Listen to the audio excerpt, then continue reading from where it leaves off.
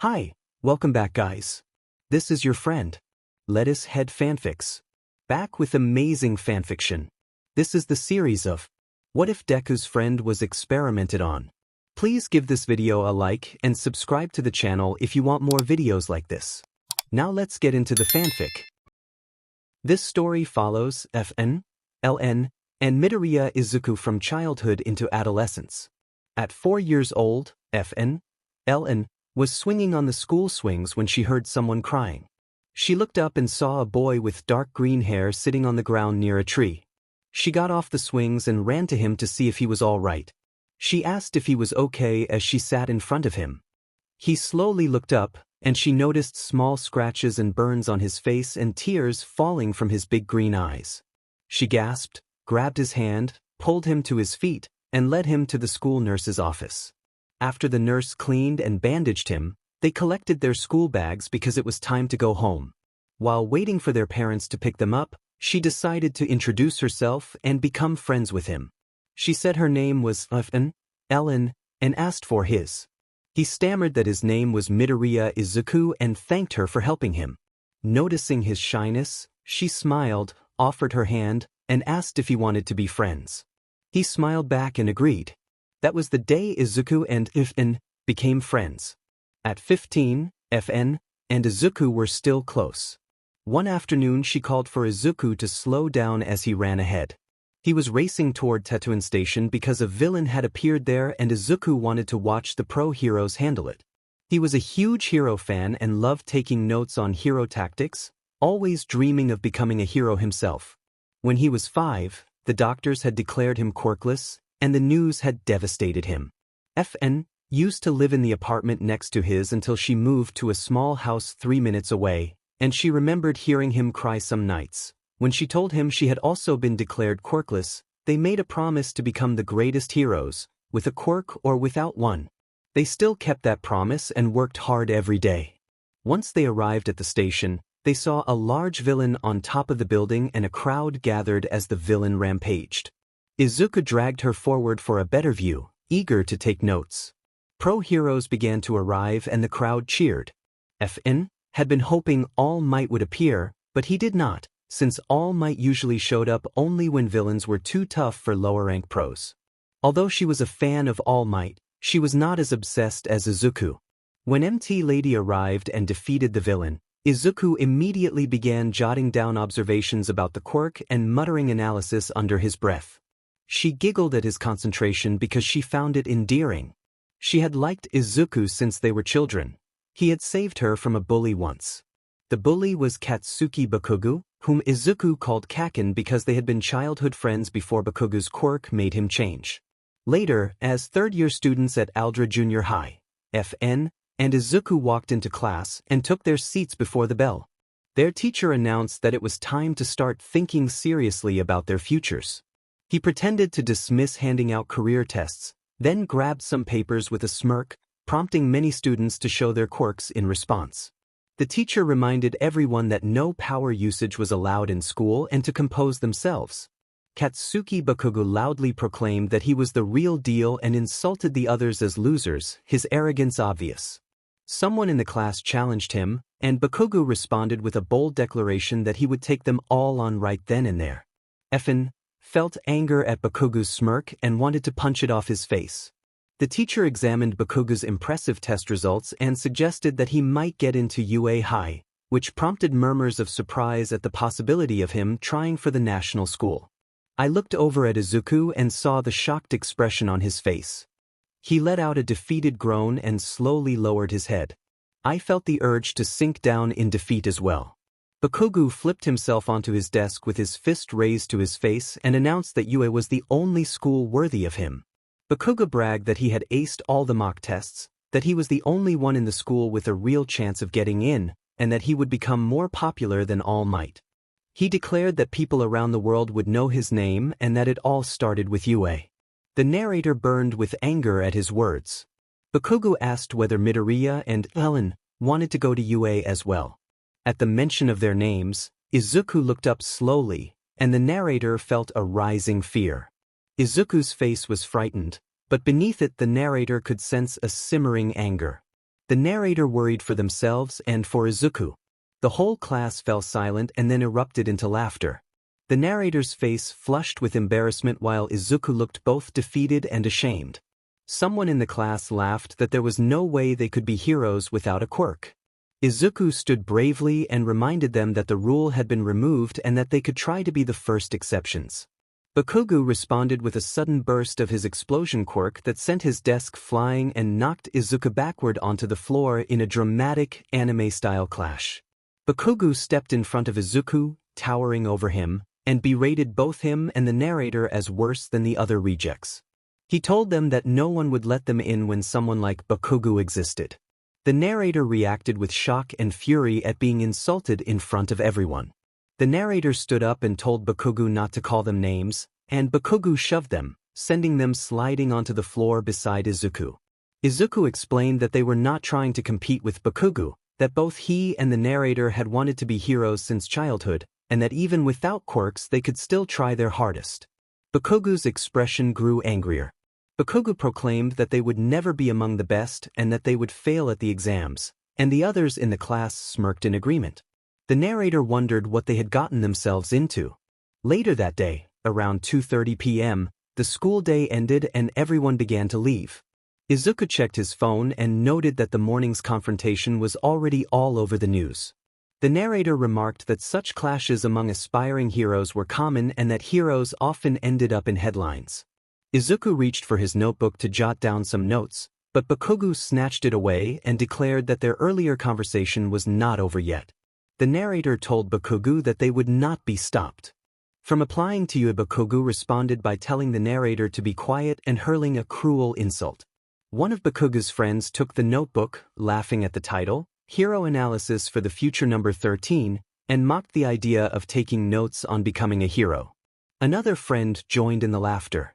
The narrator demanded that Bakugo return Izuku's notebook. Bakugo smirked and used a focused blast of his explosion quirk to send the notebook flying out the window. The narrator watched helplessly as the notebook landed in the school pond among the koi. Bakugo placed a smoking hand on Izuku's shoulder, put on a fake smile, and told him not to apply to UA, then let go. Izuku tried to respond but could not because of fear. Bakugo then repeated the gesture toward the narrator, telling them the same thing with the same cold smile. After they left, the narrator hung their head in disappointment. The two friends walked out of the school in silence. The narrator noticed the notebook floating in the pond and retrieved it, then handed it back to Izuku. The narrator apologized, overwhelmed with guilt for not having done more to stop Bakugo. The narrator regretted being frozen by fear and wondered what kind of best friend they were when they could not stand up for Izuku. Izuku stepped closer and hugged the narrator. He reassured them that it was not their fault and that being scared was understandable.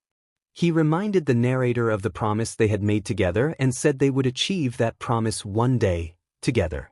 The narrator hugged him back and remembered the day they had made it. Flashback to when they were 4 years old. Young Izuku called 4FN, excited and holding his All Might action figure, inviting them to computer time. The narrator and their mother had been visiting Izuku's mother as usual.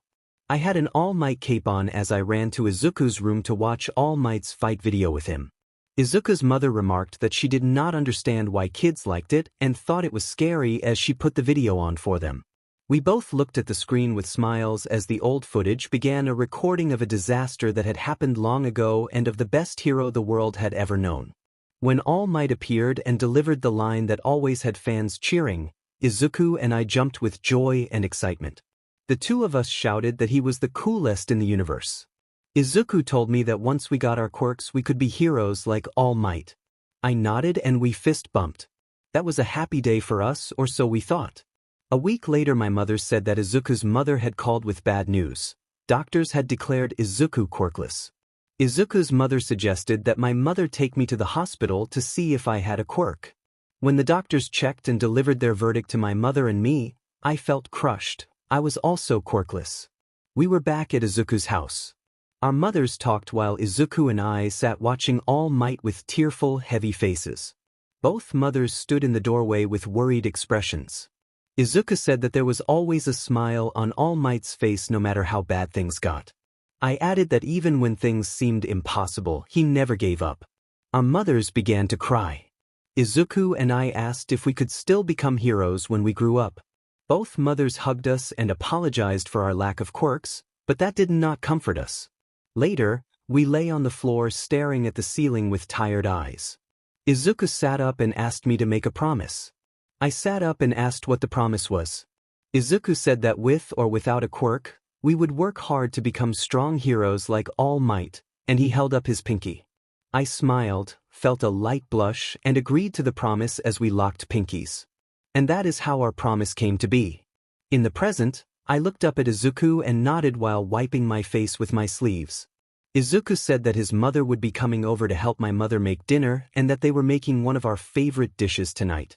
He fixed his bag and started to leave, but I remembered I had left my notebook in science class and told him I would catch up. Izuku asked if I wanted him to wait, and I told him to go on ahead. I would see him in a bit. Izuku left and I ran back to the school. The building was quiet, and the silence made me nervous, but I kept going. On the third floor in the science classroom, I crouched and found my notebook under the desk. As I reached for it, the door shut behind me. I looked up, expecting a teacher, but instead saw a man with wild white hair, glasses, and a white lab coat. He had a cigar in his mouth. I decided not to ask why he was there and started to leave. I apologized for coming back for the notebook and tried to leave, but the man stepped forward with an unnerving smirk and blocked the way. He used a strange ability to bind me so quickly I could not dodge. The man told me that I would be helping him with a test and reached for a device holding a glowing red and gold substance.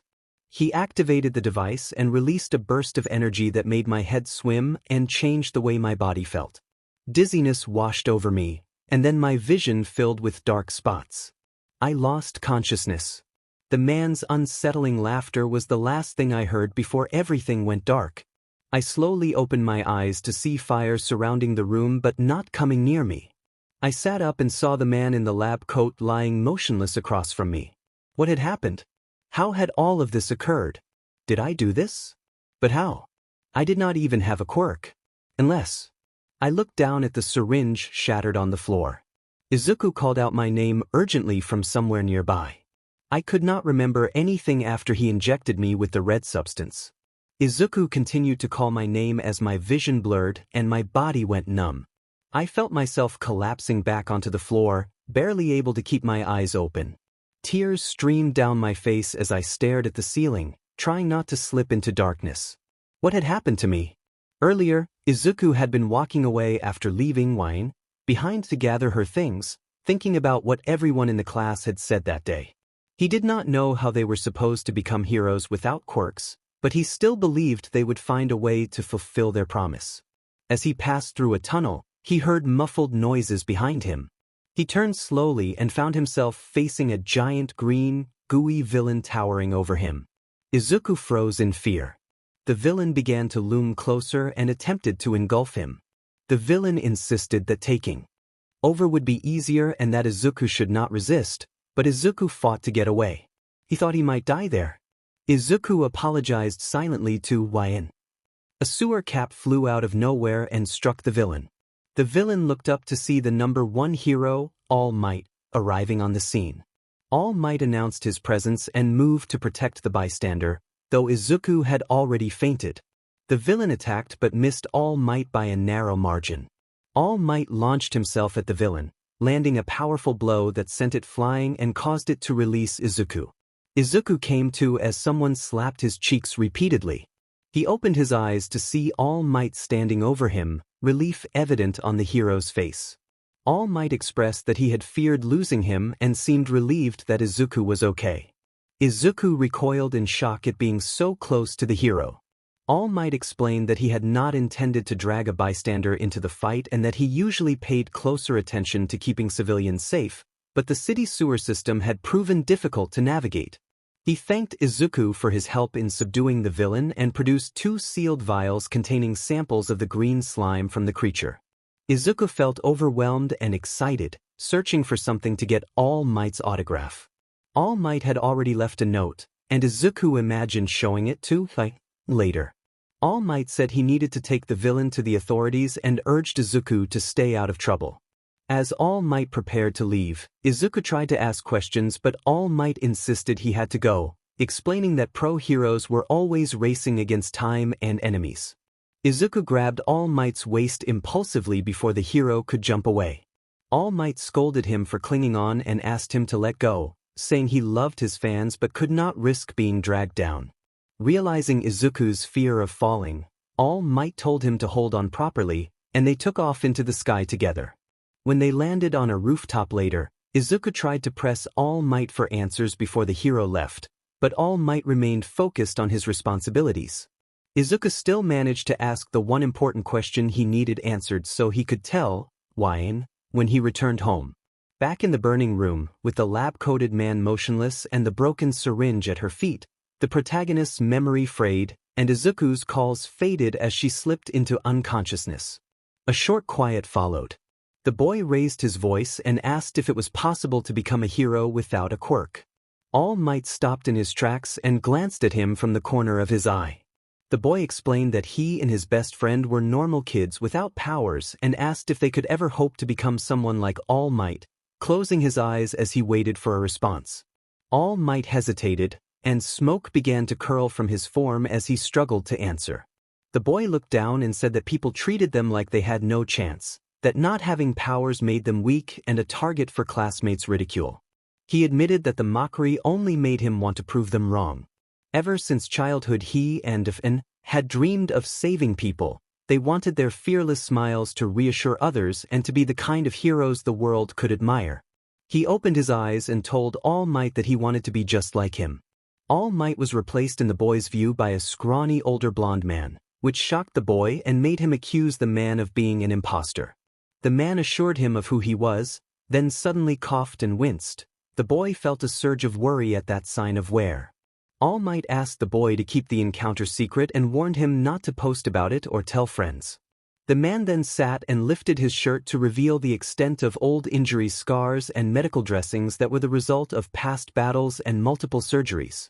He explained that those injuries had left him weakened and that he could only do hero work for a few hours each day. At other times he had to appear diminished. The boy felt bad, realizing the man had carried this pain in secret. The man acknowledged the boy's knowledge about a past fight with Toxic Chainsaw and allowed that while many people had never heard of that encounter, the villain had caused grave damage. He said he still smiled to show courage and to hide his own fears, because heroes risk their lives and some villains cannot be beaten by bravery alone. All Might then told the boy honestly that he did not think the boy or his friend could become heroes without a quirk, and the boy felt his dreams crack and fall apart. Tears came to his eyes as he listened. All Might suggested other ways to help people, such as becoming a police officer, and walked away after advising the boy to balance dreams with realism. The boy remembered the promise he had made to Wine, and felt it fracture under the weight of All Might's words. An explosion snapped the boy out of his thoughts, and he turned toward the sound. He started to run for the door but stopped, burdened by All Might's warning and the image of the injured man. The memory of that conversation weighed on him and he worried about how to tell Wine. Some time later, in the Tetuan shopping district, the boy walked with his notebook when another explosion echoed to his right. Jogging toward it, he found the goo villain rampaging. He realized with a jolt that the villain had another captive. Someone had said a kid had been caught. The boy's body moved instinctively as he looked and identified the trapped child as Kaken. Even knowing Kaken hated him, the boy felt compelled to act. Heroes nearby yelled for him to stop, but he ignored them and kept running. The goo villain taunted that the boy would be defeated, and the boy threw his book bag to distract the villain before rushing to free Kaken. His hands worked to pry the boy free, and he found himself unable to explain why his body would not stop moving toward the rescue. He told Kaken that he could not stand by and watch him be hurt, even if Kaken hated him, and tears streamed down his face as he worked. Just as the goo villain prepared to strike, All Might arrived and intervened. All Might admitted to the boy that he felt pathetic for failing to live up to his own words and recognized that he had not always put his principles into practice. He then cleared away the threat and helped Kaken to safety, taking him by the arm. All Might coughed and reminded them that professionals often risk their lives. The narrator stared. In awe, the goo villain cursed at All Might, and All Might unleashed a powerful Detroit smash that created a whirlwind, dispersing the goo. When the narrator opened their eyes, the fire and the villain were gone. Silence followed, and rain began to fall as if the air itself had shifted. An explosion sounded nearby, and the narrator turned to see it coming from Aldra Junior High. Their heart lurched and they sprinted toward the school, calling Iffin's name and praying silently for their safety as they pushed their legs faster. When the narrator regained consciousness, they saw a white ceiling and realized a green-haired boy was sleeping with his head in their lap. A small smile formed as the narrator rested a hand on his hair. The boy stirred, stood up, and covered his face as tears fell. He wrapped the narrator in a tight embrace and, between sobs, told the narrator how relieved he was and begged them never to do that again. The narrator cried as well. After that shared moment, the boy explained that the narrator had been unconscious for a week. He described what had happened before he found them, and the narrator felt regret for not going with him. The boy had even met All Might and gotten an autograph. The boy then revealed a secret and asked the narrator to promise not to tell anyone, and the narrator agreed. When the narrator asked what happened after the boy brought them to the hospital, the boy began to explain. He said that after Kakin insisted he did not need saving and ran off, All Might had appeared moments later. Izuku remembered All Might arriving in his powerful form and then reverting to his weakened state. All Might had coughed and told Izuku that he had come to thank him. All Might had also addressed Izuku's earlier question, explaining that if Izuku had not shared his life, or intervened in the fight, or saved his friend from the burning school, All Might would have been a helpless bystander. All Might thanked him for inspiring action. Izuku protested that the goo villain had been there because of him and insisted he had only gotten in the way of All Might's work, wasting his time and energy. All Might stopped him and said he was not finished. All Might explained that seeing a timid, quirkless boy try to save lives had moved him. He described how many heroes' bodies had acted before thought, how that instinct created the stories of heroes. Those words brought tears to Izuku's eyes. At that moment Izuku remembered the apologies his mother and Iffin's mother had offered, and how those words had hurt them both. All Might then told Izuku that he believed Izuku could become a hero, and that his friend could too. Hearing that, the rift in the promise Izuku had made with Iffin began to mend. The day had been terrifying, but in the end it had felt beautiful. Izuku reflected that dreams could become reality. All Might then declared that he deemed Izuku worthy of his power and would pass on his quirk. The narrator reacted with stunned disbelief, unable to fully process what had been offered. All Might gave a playful look and asked for patience. The narrator smiled apologetically and listened closely. In the memory, All Might repeated that he considered Izuku worthy. Izuku froze in shock, unsure what was being offered. All Might laughed, then reassured him that this would be Izuku's choice and not something forced upon him. All Might, growing weaker, urged them to decide whether they wanted to accept his power. All Might explained that the tabloids had labeled his ability as superhuman strength or a boost, and that he had always dodged questions about it because the symbol of peace was expected to be naturally gifted. He revealed that he had not been born with the power, it had been passed to him like a sacred torch. That revelation shocked Izuku. Izuku could scarcely believe someone had given All Might his quirk. All Might confirmed that it was true and said he could pass the ability on to Izuku. Izuku asked for time to process the enormity of the offer and rose to his feet. He remarked on the ongoing debate about what his quirk truly was and how mysterious it remained to the world, especially online. All Might told him that he might be overthinking the idea of inheriting the power, and the memory paused there as the present returned. All Might told me to stop nerding out, and I looked up at him in shock, barely able to form a word in reply. All Might admitted that he hid many things but did not lie, and blue energy gathered in the palms of his hands as he explained that the power to transfer power was the quirk he had inherited. He said that he had been crowned with One for All, and I stared at him in utter amazement. I murmured that One for All was a power that grew as it passed from person to person, a crystallization of strength born from the voices of those who need help combined with a courageous heart. All Might let the blue light dim and clenched his fist as he confirmed that description. I asked why he would choose to give me such a gift and worried that I might not live up to it. All Might answered that he had been searching for a worthy successor and that he had watched me jump into action when others hesitated. He reminded me that I had tried to save that child and then rushed to rescue FN at the school, recalling how she had been unconscious on the ground with fire around her but not touching her. I remembered grabbing her and taking her out as the professional heroes took over.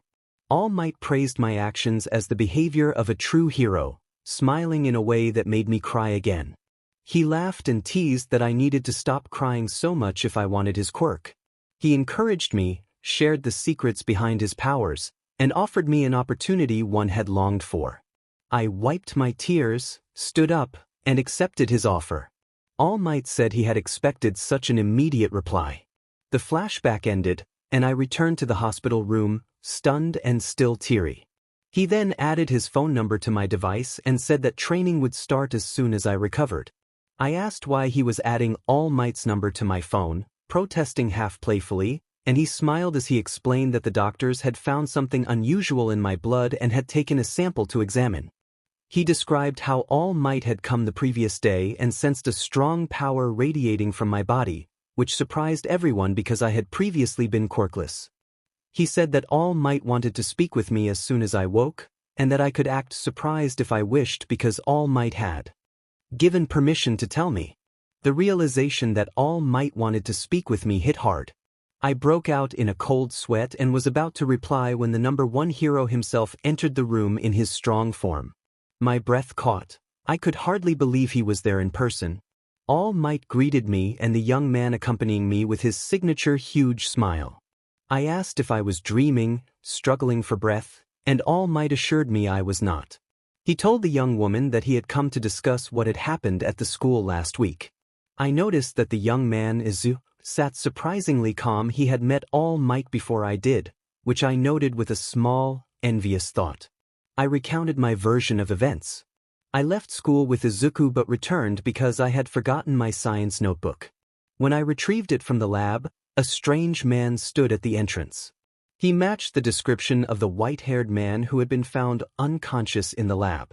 After he entered, the man locked the door. I told him I had only come for my notebook and tried to leave, but he used his quirk to restrain me. He then produced a medium-sized syringe containing a strange red and gold fluid and injected me. After that, everything went black. I had no memory of what happened next until I woke to find fire surrounding me but not touching me and heard Izuku calling my name before I lost consciousness again. I finished my account and folded my hands, shaken. All Might said that the special police force had recovered video from the classroom and that they would show it to me when I was ready. He added that the doctors had taken blood to investigate the source of the immense power he and the medical team had sensed since I had been considered quirkless. He mentioned that scientists were assisting with the case. A doctor entered with a letter and introduced himself as Dr. Hatsuki. He handed me the blood DNA results that would indicate whether I had a quirk and help explain the sudden emergence of this power. My hands trembled as I took the results. That day I learned I was no longer quirkless. It was also the day All Might confirmed he would help train both me and Izuku. I felt a strange mix of excitement and fear about what came next. Yesterday I discovered I had a quirk, and it traced back to the man who had injected me with a red and gold substance. After my results, the special police showed me the footage of what happened after I blacked out. The footage showed me breaking free from the ties, my body erupting in a surge of flame and lightning, then fighting the man while channeling several different quirks. The display of power overwhelmed the classroom and caused a fire to start. The assailant was defeated and I lost consciousness afterward. All Might was stunned and noted that he had never seen anything like the events captured in the footage. Izuku stared in disbelief. I sat there feeling my face go pale. The fight had been long and the man had been strong, but I had managed to prevail. I was released from the hospital the next day, but All Might and the special police kept a close watch on me. All Might told the police that he would train me and arrange for me to attend UA so I could receive proper instruction. I felt excited and nervous at the same time, worried about whether I could control my powers and terrified of accidentally hurting someone. 2 days later, early in the morning at Dagoba Municipal Beach Park, All Might lay across two giant fridges while Izuku and I pushed them. All Might remarked that the fridges made a comfortable place to sit, and yet we had not moved them at all.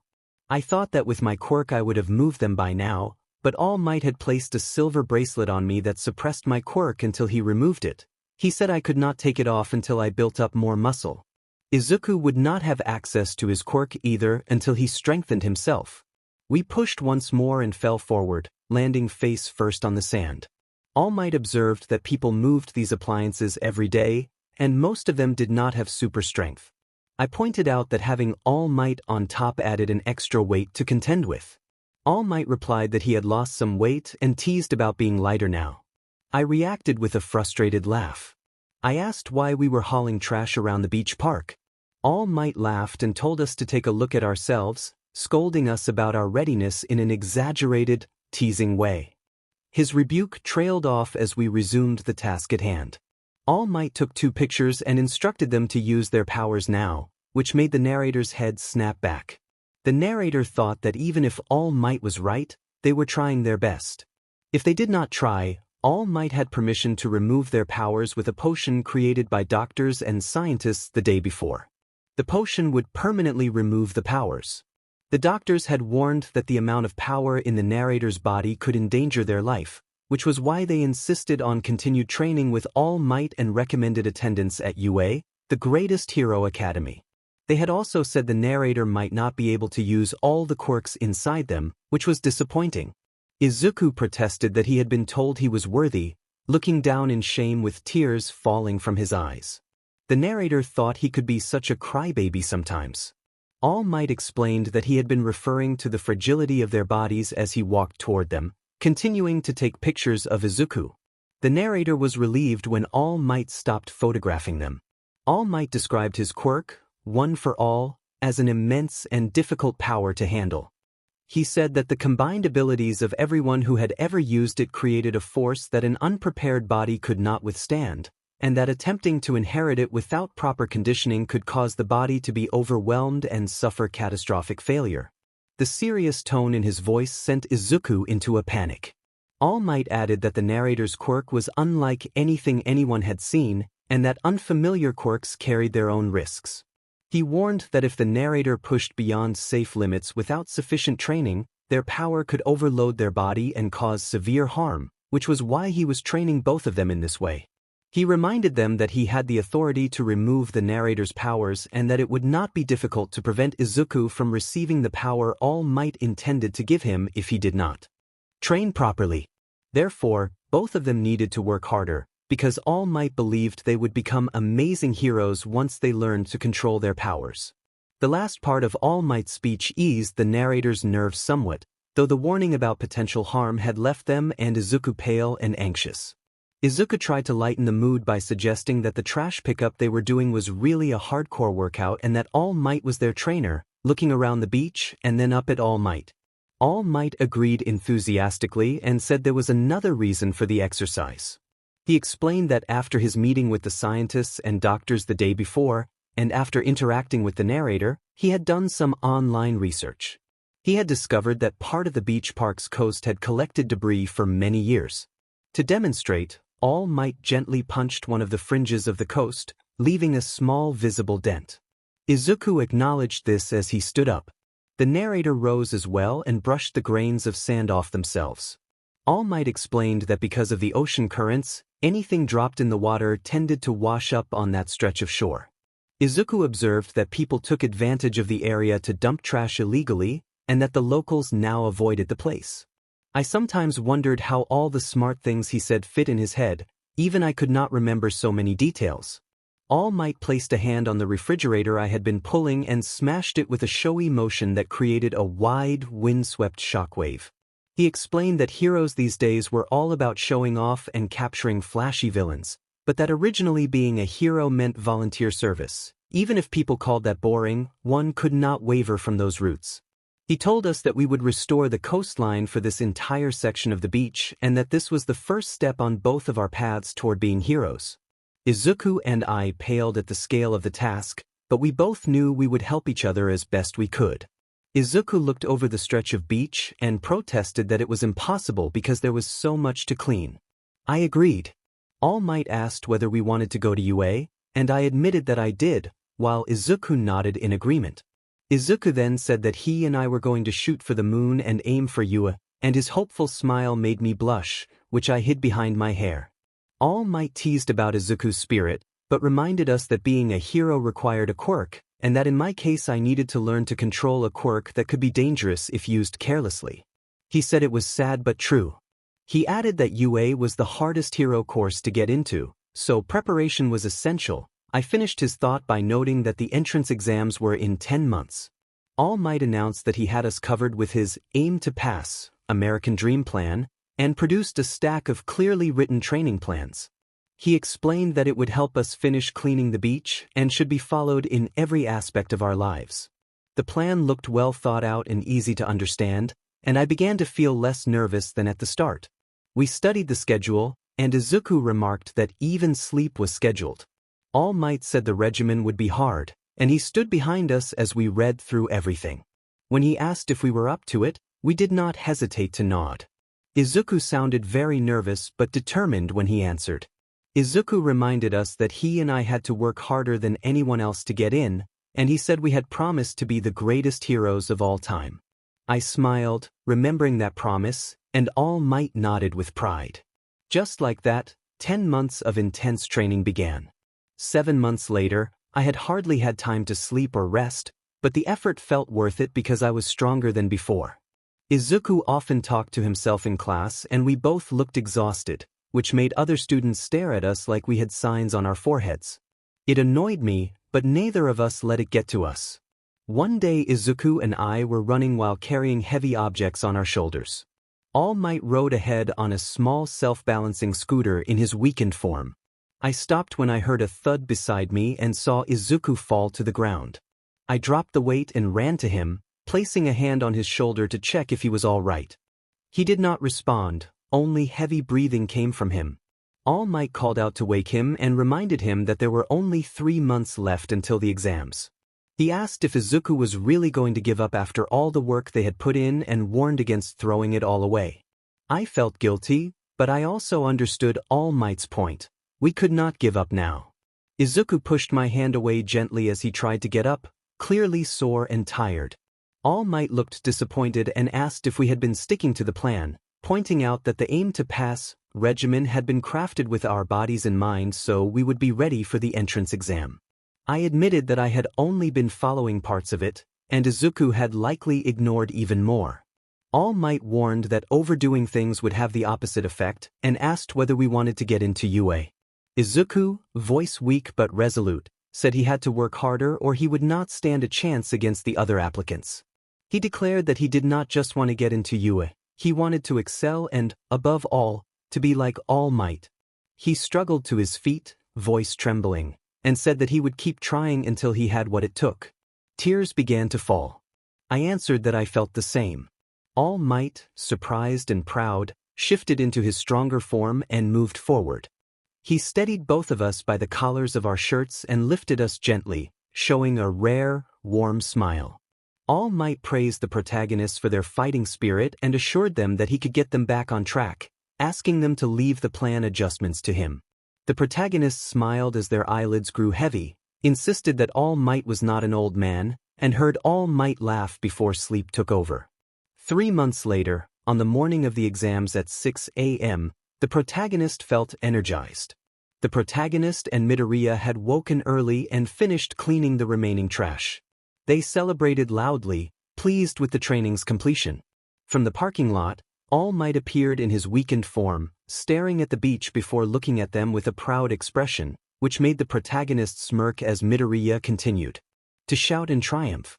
All Might approached and marveled at how thoroughly they had cleaned, noting that not a speck of trash remained on the beach. The protagonist admitted that cleaning beyond the assigned area had been their idea and felt glad they had done it. All Might announced they had a few minutes to spare and said they had exceeded his expectations, then transformed instantly into his strong form. The sudden change caused the protagonist to nearly lose balance, but All Might steadied them, then steadied Midoriya as well. All Might complimented their excellent work and said he felt like a proud father. The protagonist and Midoriya smiled weakly in response. Both acknowledged that they had finished the training, and the protagonist asked All Might whether they were ready for the exam. All Might expressed sincere pride and surprise at their progress, explaining that he had known they had potential but found their improvement extraordinary. He let Midoriya down, and the protagonist put an arm around Midoriya's shoulder so they could support each other while standing before All Might. All Might showed them a photograph of the two of them exhausted and looking defeated from 10 months earlier and recalled how weak they had seemed back then. He then reminded them that they still had a long road ahead before they could inherit his full power or fully control their own abilities, but affirmed that both had made him very proud and were worthy of becoming heroes. Midoriya asked whether he deserved the recognition, his voice breaking as he expressed gratitude for All Might's time and energy. Tears came to both boys' eyes. All Might insisted that it was their hard work that had brought them here and patted their backs. He announced time for the award ceremony and called Midoriya forward first. All Might removed one strand of his golden hair and shared a serious piece of advice about the difference between what one receives by luck and what one is given in recognition. He told Midoriya that the power he was receiving was earned through his own effort, and Midoriya nodded in understanding. During this moment, Midoriya had removed his shirt for training. Nothing more needs to be said about that. All Might playfully urged Midoriya to accept the strand, and both boys laughed at Midoriya's bewildered expression. All Might then joked that what mattered was that Midoriya take in his DNA. Midoriya protested, and the protagonist laughed at the exchange. All Might reminded them that there was no time to waste for the exam and gently guided Midoriya through the symbolic transfer. Shortly afterward, All Might performed a similar symbolic gesture for the protagonist by removing their bracelet, which released a surge of strange but exhilarating power. The protagonist felt amazed and was asked by Midoriya how they felt. The protagonist replied that it felt amazing and strange. All Might cautioned the protagonist to be careful while using the new abilities and warned against exceeding their current limits until they received more training at UA. He explained that the protagonist and Midoriya had been like his children during the 10 months of training and that he did not want either of them to be harmed. Touched, the protagonist hugged All Might and whispered a weak thank you. 10 months of training with All Might had come to an end. Now it was time for Midoriya and the protagonist to take the exam and try to get into UA. The morning of the UA high school entrance exam dawned clear and warm. At 8:40, FN and Izuku stood in front of the school, taking in the sight as other hopeful students passed by and some paused to admire the place. FN smiled and told Izuku she could not believe they were finally there. Izuku replied that they had made it just in time and began to walk toward the entrance with her beside him. When FN asked if he was all right, Izuku explained that he was worried because he had not yet had a chance to test his new power. FN reassured him that everything would be fine, and Izuku nodded, looking less anxious. Izuku admitted that he had swallowed some hair and did not feel anything unusual yet, and FN reacted with a small laugh. Their conversation stalled when Bakugo appeared behind them, scowling in his usual manner. Bakugo told them to move aside and threatened them in his aggressive, confrontational way as he pushed past and continued toward the school. FN glared at him and later admitted to herself that she truly disliked his attitude. Izuku suddenly pointed out that FN's hand was glowing. She looked down to see that her hand was wrapped in red flame. Startled, FN panicked and waved her hand while people nearby watched with surprise. Izuku urged her to relax and put both hands on her shoulders to steady her. As she calmed, she realized the fire did not hurt. She wondered if this could be a quirk. The flames then faded. They resumed walking, but Izuku tripped on his own feet. Before FN could catch him, Izuku began to float a short distance above the ground. A girl with short brown hair and large brown eyes appeared and explained that she had used her quirk to stop him, giggling as she did so. Izuku looked at the girl with flushed cheeks, clearly flustered. FN moved closer to Izuku, and the girl noticed her, asking if she was a friend of his. FN nodded, feeling suddenly reluctant to speak. The girl remarked that the whole situation was nerve-wracking and then said she would see them inside before walking away. Izuku whispered excitedly that he had just talked to a girl, and FN teased him that he had not really spoken so much as looked awkward. Izuku explained that he found it easy to talk to F.N. because they had known each other since childhood, but meeting a new, pretty girl felt different. When F.N. questioned whether she was not pretty, Izuku reacted with surprise and then smirked, teasing her about jealousy. Embarrassed, F.N. stammered that she was not jealous and hurried away with a flushed face. Later, in the UA High School Hero Course Exam orientation, F.N. and Izuku sat and listened to the hero present mic speak. Izuku admired him openly while Bakugo sat nearby telling Izuku to be quiet but also watching the presentation with interest. Present Mike explained that, after the orientation, the examinees would take part in 10-minute mock urban battles and that they could bring whatever equipment they wanted. He directed them to head to their assigned battle centers after the presentation. Observing their exam tickets, Bakugo commented that the students had been split up so friends could not work together. Izuku noted that, although their examinee numbers were consecutive, the assignments put them in different battle centers. Bakugo snapped at them to stop looking at his card and complained that he had been looking forward to facing them both. Izuku checked the ticket and found himself assigned to Battle Center B, while F.N. had been placed in Battle Center C and Bakugo in Battle Center A. F.N. felt nervous at the separation, having hoped to work with Izuku for the exam. Present Mike announced that 3 types of foe villains were stationed in each battle center and described how many points each would be worth, and the examinees looked up to study the presentation and prepare for the trials ahead. Present Mike reminded everyone that they could not fight other examinees, so I no longer had to worry about anyone using their powers on me to make me lose. Present Mike explained that a mistake on the handout listed 4 villains. He clarified that the 4th villain was uniquely dangerous and worth no points. Everyone was to avoid it at all costs. He said that if anyone encountered that singular 4th villain, they should run as far away as possible. He also tried to calm concerns by pointing out that there was only one such threat. The exam area was divided into battle centers. I was in Battle Center C, Izuku was in Battle Center B, and Bakugo was in Battle Center A. Present Mike outlined how villain points worked. The lowest tier villains were worth 1 point, the mid-level ones worth 2 or 3 points, and the 4th tier villain was worth 0 points and appeared only once. I realized the exam was like a video game, and Izuku nodded in agreement. Present Mike finished by offering a sample of the school motto, invoking a line about overcoming misfortune and encouraging everyone to push beyond their limits. I smiled and felt my confidence grow.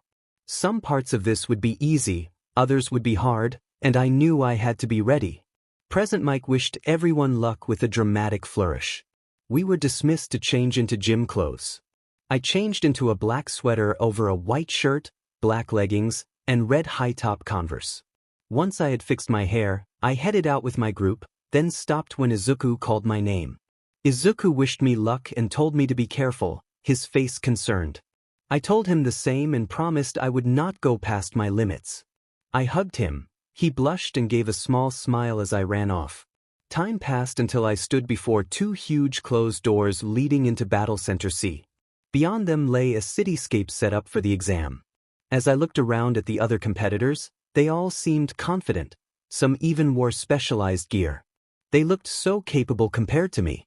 Present Mike called for everyone to get ready. At his signal we ran into the arena.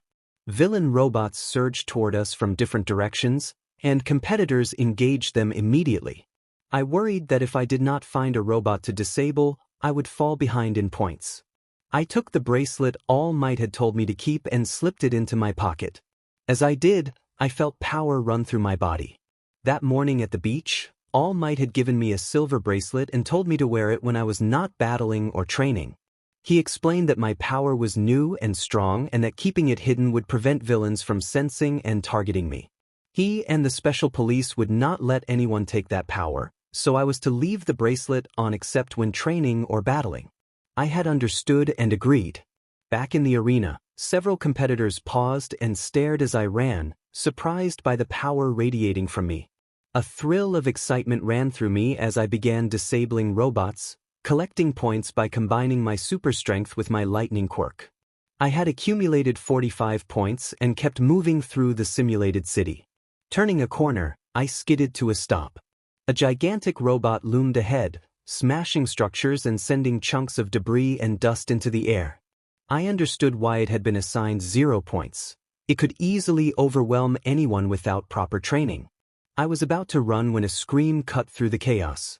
A girl lay trapped beneath rubble nearby, and the towering robot was heading straight toward her. People scattered from the robot's path. I hesitated, torn between retreat and rescue. Everything seemed to slow. The only way to reach her in time was to confront the machine. I decided to act. I ran as fast as I could, remembering one quirk that might let me stop the robot. I realized I could use one for all. Energy surged into my feet, propelling me higher and faster as I leaped into the air.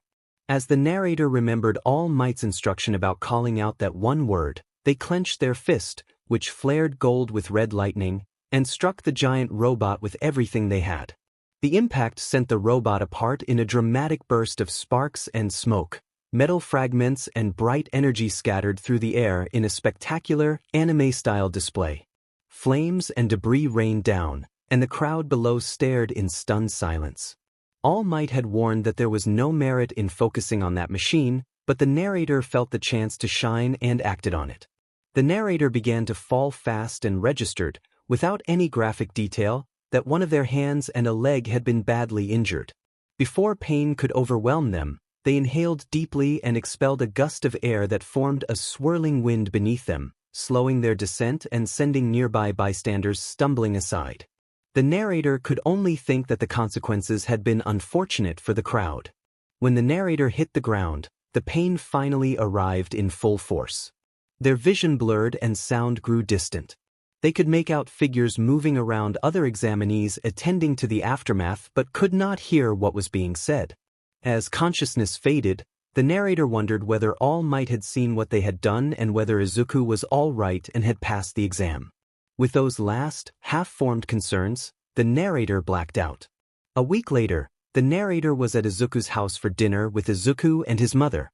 Throughout the meal, Izuku had been staring at the cooked fish on the table with a fixed, distant expression. The narrator called his name and then urged him to snap out of it, and Izuku's mother watched the exchange with growing concern.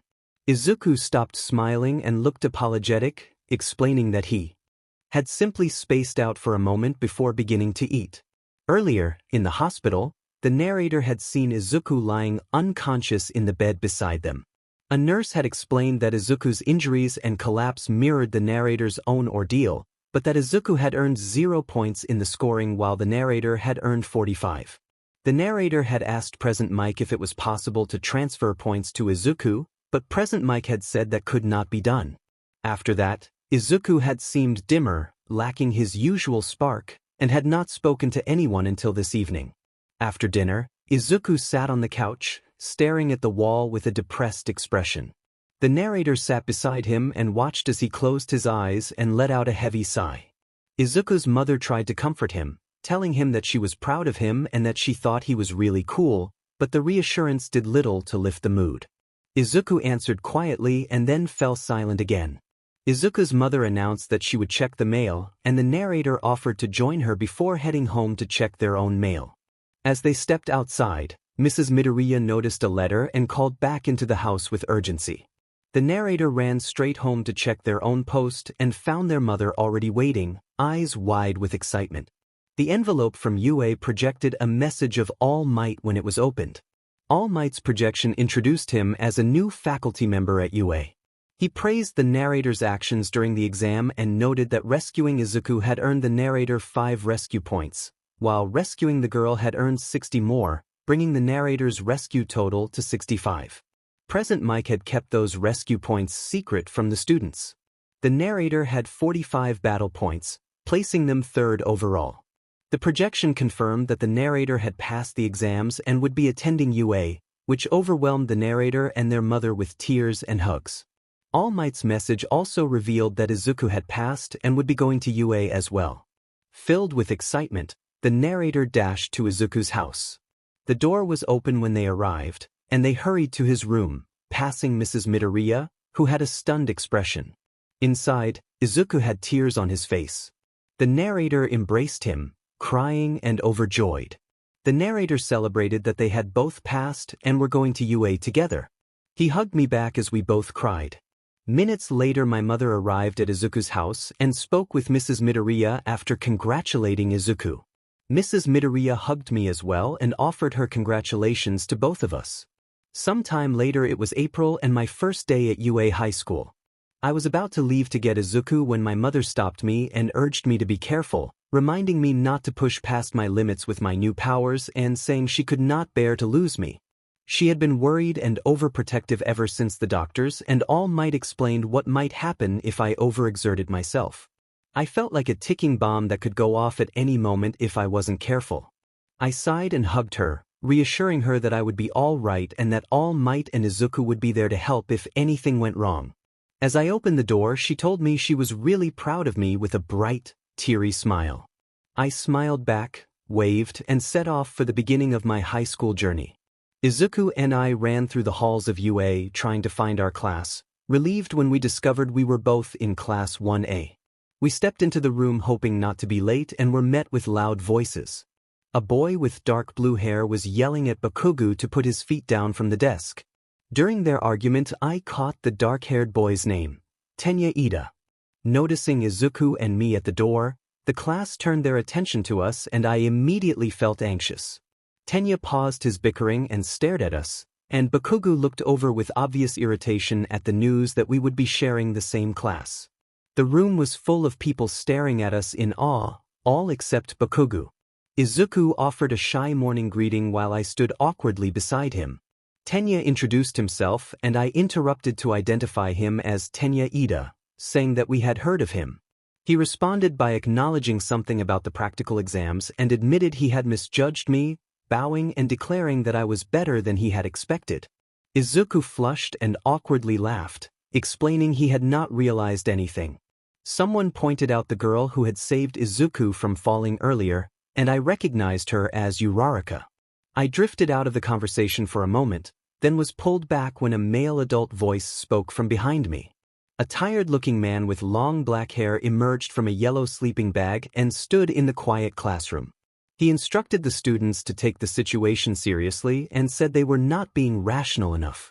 He identified himself as the homeroom teacher, Shota Aizawa, and looked worn out as he addressed the class. Aizawa handed out UA gym uniforms and told everyone to put them on and meet him out in the training fields immediately. The day was already turning out to be strange. Outside on the field, Aizawa announced that they would begin with a quirk assessment test, explaining that this was effectively a physical exam where they could use their quirks and that low performance could have serious consequences. The idea of skipping orientation and diving straight into testing made me nervous, partly because of Izuku and partly because I still couldn't fully control my abilities. Izuku looked terrified, and I whispered that he would do fine, though we were both uncertain. The test began with a 50-meter dash. Ida and Tsuyu Azui went first, followed by Uraraka and another student with a tail. When it was my turn, I stood beside the boy with half-white, half-red hair. Ida had the best time so far at 3.04 seconds. Feeling competitive and eager to beat that score, I felt a surge of power in my legs as the timer counted down. When it reached go, my legs moved almost on their own and in the blink of an eye I crossed the finish line. The timer announced my time as 1.04 seconds, and the class erupted in shocked voices. The half-white, half-red-haired student finished soon after with a time of 7.03 seconds. Aizawa gave a brief look of surprise that passed quickly. Izuku reacted with bright-eyed admiration and placed a supportive hand on my shoulder, praising my performance. I laughed and thanked him, still puzzled by what had happened inside me. The next test was grip strength. I gripped the metal thing and registered 150 kilograms. Not bad, I thought. I asked Izuku what he had gotten. Izuku answered that he had managed only 56 kilograms and sounded disappointed. A black-haired student teased the buff, six-armed guy, comparing him to a gorilla or an octopus while basically drooling. The next test was a standing long jump. After Yuga Aoyama went, it was my turn. I tried to decide which quirk to use and settled on a levitation-like ability. I launched myself and began to float, but excitement made me lose focus. I landed on my feet and then fell onto my backside, realizing I had come within a few inches of making the full jump. Well, I stood, brushed the sand off, and went back to my classmates. Their confused, shocked faces made me blush and look away. I slipped to the back hoping no one would ask questions. I mentally scolded myself for switching between quirks when maybe I should have stuck to one. Still, they would find out eventually. Next was repeated side steps. I didn't put too much effort in but did well by using speed. Then came ball throwing. I had planned to use one for all but remembered that Izuku owns that quirk. It would be odd for me to use it, and I wasn't ready. I decided to use something else. Uraraka went first and scored infinity, which I thought was incredible and unbelievable. Using that quirk felt like cheating to me, and I didn't want the attention it would bring. When it was Izuku's turn, I expected him to use one for all, but the quirk failed at first. I looked at Aizawa and realized he was the reason. Aizawa was Eraserhead, the pro hero who can temporarily take away others' quirks by looking at them. Aizawa pulled Izuku closer with his scarf and murmured something that none of us could hear. After Aizawa released him and restored his quirk, Izuku retrieved the ball and walked back to the circle, his eyes obscured by his hair. I wondered what Aizawa had told him. Izuku muttered to himself, took his position, and this time used about 5% of one for all focused on the tip of his finger to launch the ball skyward. I found myself silently marveling as the ball arced and then came back down. Everyone else shouted the distance 705.3 meters while I simply watched. Izuku had grown so much in a short time, I felt proud of him. All Might stood watching from behind a building with a proud expression that at times made him seem almost like Izuku's father. After a few more students went, it was my turn. I decided on wind manipulation. I took a deep breath, threw the ball as high as I could, and released a concentrated burst of air that surged around the ball like a small whirlwind, propelling it even higher. When the ball came down, Aizawa's expression was openly shocked. He showed me my score, 800.3 meters, the second best in the class. A blonde student with a black streak in his hair reacted in stunned disbelief, asking about the variety of quirks I had used. I couldn't remember his name clearly, but I knew his quirk involved electricity. The sudden attention made me anxious. Aizawa looked down at his phone and then back up with amusement. He explained that my records indicated an infinite number of quirks. The class gasped, though Izuku already knew and stood to the side watching the reaction. I admitted, looking down, that I had every quirk but warned that overusing them could be fatal, so I was essentially a ticking time bomb.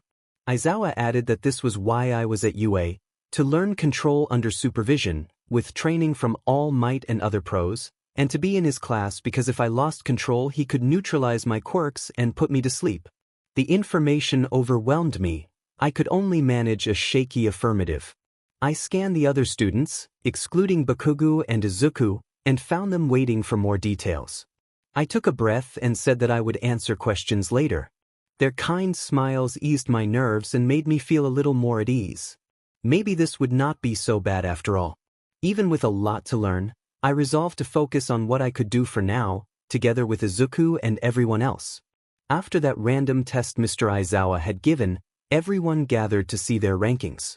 Mr. Aizawa announced that it was time to give the results, that he had ranked them from best to worst, and that he would pull up the whole list rather than go over each individual score. I worried about who would be last. It felt unfair that whoever finished last on the first day would have to go home. When the hologram came up, I saw that I was second, just under Momo Yaoyorozu, with Shoto Todoroki beneath me. My face fell when I saw who was last. Izuku Midoriya. I looked at him and saw he was pale, and my heart sank because he had worked so hard to get here. I was about to confront Aizawa when he suddenly declared that he had been lying and that no one was going home, then turned off the hologram. Silence fell. Mr. Aizawa explained that the deception had been meant to make them give their all in the tests. The room erupted in outrage. We all felt played with. I forced myself to breathe and calm down, but I could still see Izuku looking drained. A girl with black spiky hair laughed and admitted she should probably have said something, and I thought she really should have. Everyone glared at her except Izuku, who was still trying to steady himself.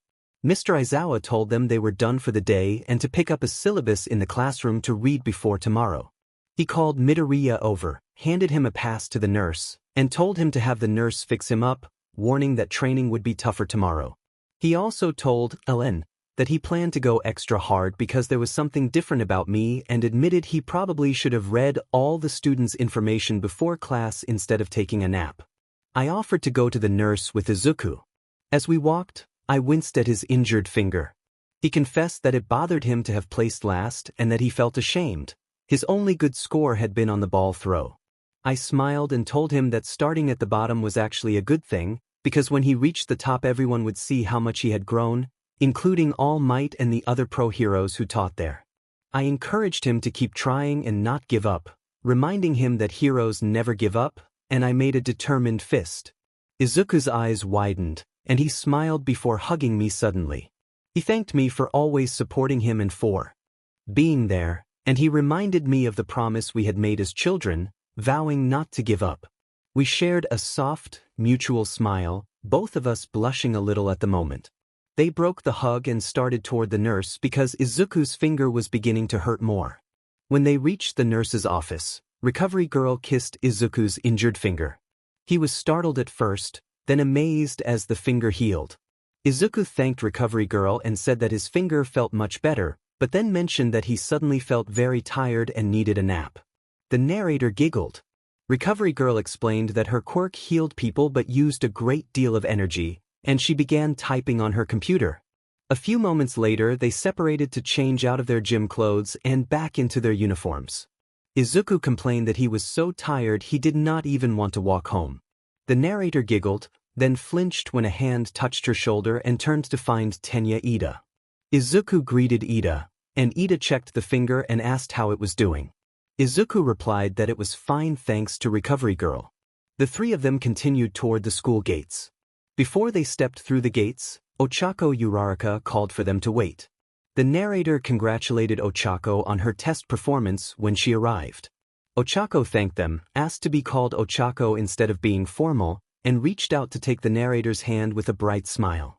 The narrator blushed, smiled back, and thought Ochako might not be as standoffish as first assumed. Ochako asked if they were going to the station and whether she could join, and the others agreed. Tenya Ida remarked that Ochako was the Infinity Girl. Ochako introduced herself as Ochako Uraraka and confirmed the others' names, addressing Izuku by the nickname Deku. The narrator laughed because Deku was the nickname Bakugu used to tease Izuku. Ochako, puzzled, asked whether that was what Bakugu called him.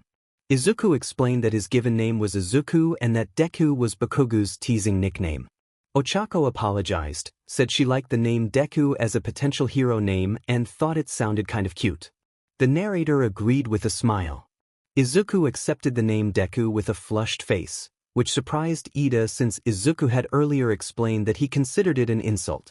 Izuku mumbled awkwardly, making the narrator laugh, and Ochako's confusion made the narrator laugh harder. It felt new and good to have more friends. The narrator usually talked only with Izuku, so this was a welcome change. She thought about surviving her first day at UA and making new friends, and felt content. The next morning the narrator sat at her desk in English class, fighting sleep. UA had normal academic classes in the mornings: English, math, biology, and history, followed by 4 PRDS of hero training in the afternoon. Present Mike asked which of 4 sentences on the board contained a mistake and tried to rile the class up with his loud, energetic DLVY. The narrator groaned and let her head drop onto the desk, irritated by the noise. Lunch arrived. The students ate in the large cafeteria where reasonably priced, tasty food was available. The Cook Hero Lunch Rush prepared the meals, and the narrator admired the food so much she joked about wanting him to cook for her at home. In the afternoon it was time for Hero Basics, the narrator's favorite part of the schedule. The class sat in homeroom waiting for the instructor when All Might burst through the door in his usual booming, enthusiastic manner, announcing that he was there and that today's lesson would be battle training. The class erupted with excitement at the prospect of being taught by a pro. All Might explained that one important aspect of being a hero was presentation and that their training costumes had been designed based on Quirk registrations and pre-enrollment requests. He told everyone to suit up and meet at Training Ground Beta. The students changed into their costumes and walked through a dark tunnel toward the training ground, where All Might awaited them. He remarked proudly that the pros made the clothes, and the narrator admired everyone's outfits while wondering what was taking Izuku. All Might encouraged the students to take their roles seriously and reminded them that from now on they were heroes in training. The narrator felt a surge of excitement and readiness for what the lessons would bring. All Might asked if they should get started with the newcomers, and as soon as he spoke, footsteps came from the tunnel. They all turned to see Izuku. The narrator observed that he looked especially confident and that his admiration for All Might was clear. The narrator tried not to laugh. All Might noted Izuku's obvious admiration, and the narrator chuckled and nodded. All Might then announced that it was time for combat training. Ida asked whether this was the same mock city from the entrance exam and whether they would be conducting urban battles again. The narrator realized it was Ida speaking under all that armor and thought his costume was impressive. All Might explained that he was moving them 2 steps ahead in training. He said most villain encounters happen outside, but smarter villains sometimes operate indoors in places like home invasions or hidden underground lairs, so they needed practice for indoor confrontations. For the exercise, All Might explained, the class would be split into teams. One team would act as heroes and the other as villains, and they would conduct 2-on-2 indoor battles. The narrator muttered that it seemed advanced. All Might said the best training came from realistic scenarios and reminded everyone that these would be encounters with people rather than robots. The class began to pepper him with questions, and All Might grew visibly annoyed. He asked them to listen and opened a small book, which the narrator guessed was a script. All Might described the situation. The villains had hidden a nuclear device in their hideout and the heroes had to stop their plans by recovering the device or capturing the villains. The villains would succeed if they protected the device or captured the heroes. The narrator thought it sounded like an action movie setup. All Might said time was limited and that teams would be chosen by drawing lots. He explained there were 21 students, so one person would not battle that day and would watch. Ida asked whether drawing lots was the best method.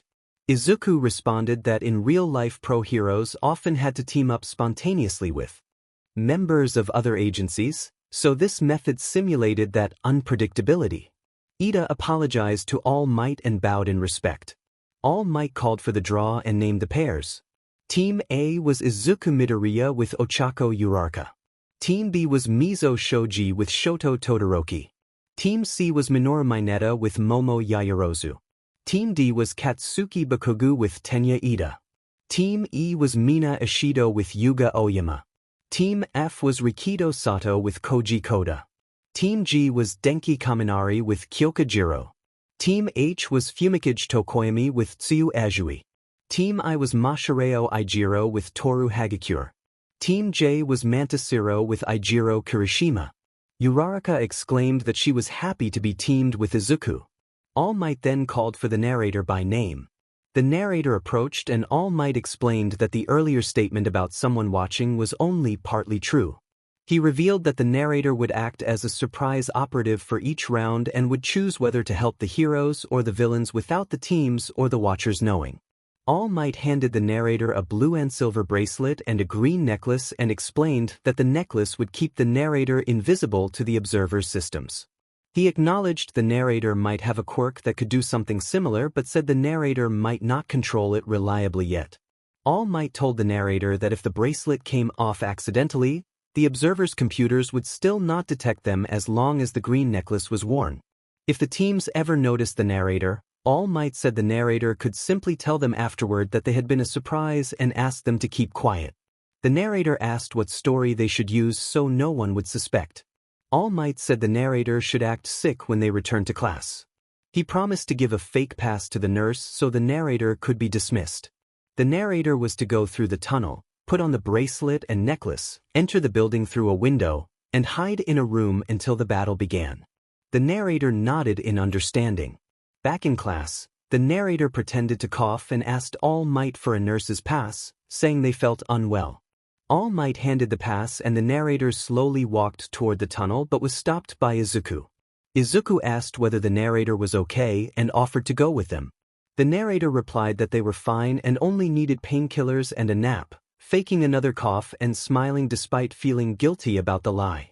Izuku said he would come get the narrator after school and bring them home, and the narrator continued into the tunnel. Once out of sight, the narrator put on the bracelet and necklace and returned toward the group to test the equipment. Standing in front of Izuku and waving arms at a distance, the narrator confirmed that Izuku could not see them. All Might prepared to draw which teams would go first. He announced that the first match would be Team D against Team A, with Team D acting as villains and Team A as heroes. The narrator noted that Team D consisted of Bakugo and Ida, and Team A was Izuku and Uraraka. This would be the first time Izuku fought Bakugo, and the narrator felt worried, though at least they knew which side they would be on as they entered the building where the battles would take place. There were 5 floors, so the narrator decided to stick around the second floor just in case. The weapon was on the 5th floor, and the narrator suspected Bakugo would head straight for Izuku. The elevator dings signaled that Ida and Bakugo were likely heading up. From a nearby window, the narrator saw Izuku and Uraraka studying papers that looked like floor plans. Izuku was sweating through his costume and looked nervous about facing Bakugo, which made the narrator anxious as well. All Might's voice announced through the speakers that their time had started. The narrator began roaming the hallways to keep close to Izuku and Uraraka in case anything happened, moving as quickly as possible through the maze-like corridors. A loud explosion rang out nearby. The narrator ran toward the sound and turned a corner to find Bakugo. On the ground, Izuku and Uraraka were groaning as they tried to rise. The narrator slipped in quietly and waited near them for Bakugo's next move. Izuku's mask was half burnt, but his face appeared uninjured. Izuku asked if Uraraka was okay, and Uraraka responded that she was fine, then froze when she noticed Izuku's mask. Izuku removed the mask as the smoke cleared and assured her it was just the mask. Bakugo taunted Izuku, asking if he was afraid to stand and fight, and readied another attack. The narrator hesitated over whether to intervene. The narrator did not want Izuku to think his victory would be tainted by assistance, and resolved to focus on protecting Uraraka for now, trusting Izuku's strength and intelligence. The narrator planned to intervene only if things looked really bad. The narrator planned to remain nearby and help Uraraka reach safety upstairs, then stay close to Izuku in case Bakugo escalated. Izuku told Bakugo that he had analyzed him and other heroes for years, that the notebook Bakugo had burned and discarded had been a source of study, and that he was no longer the helpless, defenseless kid he once was. Izuku insisted he had changed and declared his name as a hero. The narrator watched proudly, feeling their hearts skip a beat and whispering Izuku's name under their breath, imagining All Might must be proud as well. Izuku had grown a great deal in a short time. The narrator reaffirmed their decision not to get in Izuku's way, though they privately vowed to respond if Bakugo went too far. The battle continued. Ida tried to communicate with Bakugo, but Bakugo snapped that he should shut up and simply defend the weapon. Izuku urged Uraraka to go while blocking Bakugo's attacks.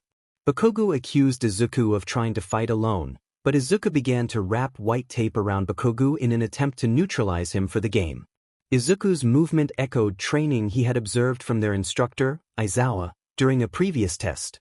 Bakugo, aware that Izuku understood his tendencies, seemed likely to change tactics, so the narrator remained ready to step in. Bakugo prepared to strike, but Izuku suddenly ran away, leaving Bakugo and Ida momentarily confused. Anticipating Bakugo's pursuit, the narrator tripped Bakugo before he could take a step, sending him face-first to the ground.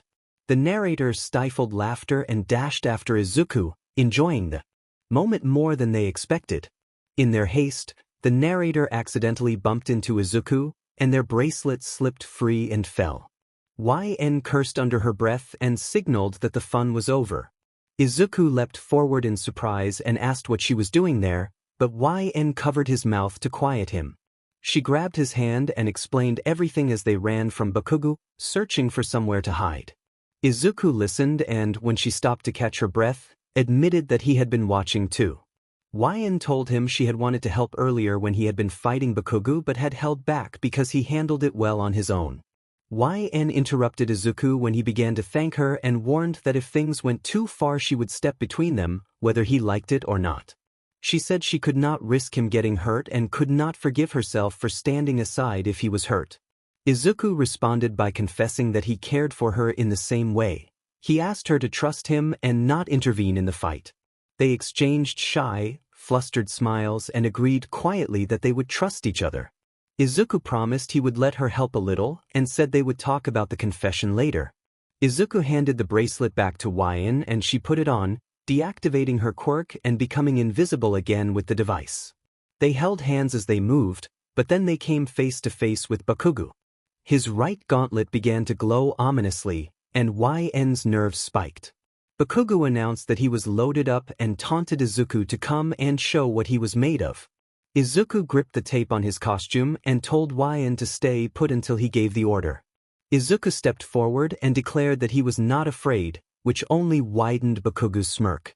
Bakugo explained how his quirk worked, implying he had been storing up explosive power in his gauntlets for a massive blast. Alarmed, Yn switched on the earpiece All Might had given her so she could hear instructions. All Might's voice came through the earpiece, urgently ordering Bakugo not to fire, warning that he could kill Izuku. Bakugo released the hook on his gauntlet and the blast formed. Yn moved instinctively to shield Izuku, and a bright blue barrier appeared in front of them, absorbing most of the force. The impact sent both of them flying backward as the shield shattered under the strain, and they were thrown clear of the immediate blast. Smoke and dust cleared to reveal structural damage to the building, a hole in the wall, broken windows, and a shaken interior.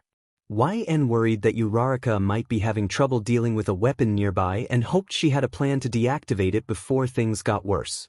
All Might called again through the earpiece, asking if Izuku could hear him. Yn looked around and saw Izuku beside her, shaken but largely unharmed, with a few scrapes and singed edges on his costume. Yn checked herself and noticed her own costume had been scorched and that the bracelet protecting her quirk had broken, leaving her exposed. Izuku winced, helped her to her feet, and asked if that was even allowed as they steadied themselves and prepared for what would come next. The smoke hung heavy as Yn coughed, still catching her breath. Bakugo strode through the haze, taunting that Yn had joined the fight and accusing them of trickery. He boasted about his grenade arm charging and declared that his explosion would overwhelm them. On instinct, Yn's hand began to glow blue, and she cursed silently, a rush of thoughts urging Uraraka to hurry and finish this. Bakugo taunted Deku to use his quirk, sneering that even if they both gave everything, neither of them could beat him. Yn watched Izuku's fear and felt a knot of helplessness. Bakugo mocked their attempts to dodge and challenged them to come and get him, his eyes wild in a way she had never seen before. Keeping a low voice so only Izuku could hear, Yn reminded him that they were not safe even at a distance and asked what his plan was.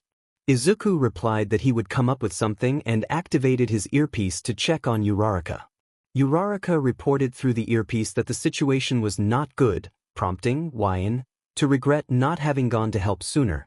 All Might warned through the earpiece that large-scale attacks inside the stronghold invited destruction and would be a poor strategy, threatening a massive loss of points. Bakugo responded angrily to the warning. Izuku directed Uraraka to a pillar by the windows. Bakugo announced that they would settle this hand-to-hand and charged at them. Yn braced, unable to dodge. Bakugo struck Izuku from behind with a controlled blast that sent him forward and followed it with an aggressive punch that forced Izuku to cry out. Yn struggled with whether to intervene. Izuku had told her not to get in his way unless told to. Bakugo grabbed Izuku and slammed him to the ground, calling him weak and deriding his girlfriend. Tears began to fall downYn's face as she watched, the insult pushing her to the edge. She moved to intervene, but Izuku insisted he was fine and stopped her, concealing his pain to keep her from entering the fight. Izuku ran to the opposite wall, and Bakugo pressed him, demanding why he did not use his quirk and accusing him of hiding his true power. Bakugo alleged that Izuku and Yn had been holding back and demanded answers, rage making his voice fierce. Izuku replied through tears that Bakugo had always been stronger, and that he wanted to beat him without anyone's help because Bakugo was amazing. He activated One for All and charged, answering Bakugo's fury with his own determination. Bakugo growled that Izuku was more foolish than he had realized, and they both lunged at each other. As they clashed, the scene became dangerous. Yn feared they might seriously hurt one another and called to All Might for intervention. Izuku interrupted All Might's attempt to stop them, shouting for Uraraka and executing a precise upward punch while using the other arm to block Bakugo's explosion. The strike created a strong gust that opened a hole above them and changed the dynamics of the fight. Izuku had calculated that Bakugo's weapon teams and allies were positioned above, so he used One for All to create an opening that would give Uraraka a better shot at reaching the weapon and using debris to distract Ida. He knew they could not win by fighting Bakugo directly and left the next move to Uraraka, who had a better chance in that moment.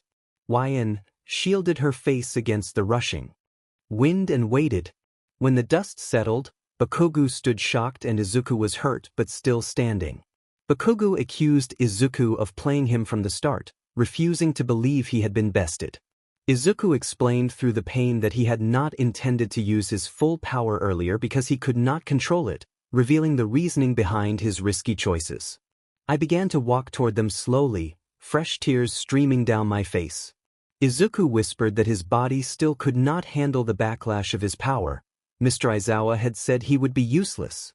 He added that this plan was all he could think to do without the help of the protagonist, and Bakugo's eyes widened as he listened. Izuku explained that she had not fought at all during the match because he had told her not to, and he finished with a painful smile as tears began to fall. The protagonist called Izuku's name, crying as she stopped a few inches away from him. Izuku said that the strategy had been his only chance of winning. Bakugo remained frozen in place, eyes wide with confusion, still trying to process what had happened. A buzz echoed through the whole building, signaling that time was up.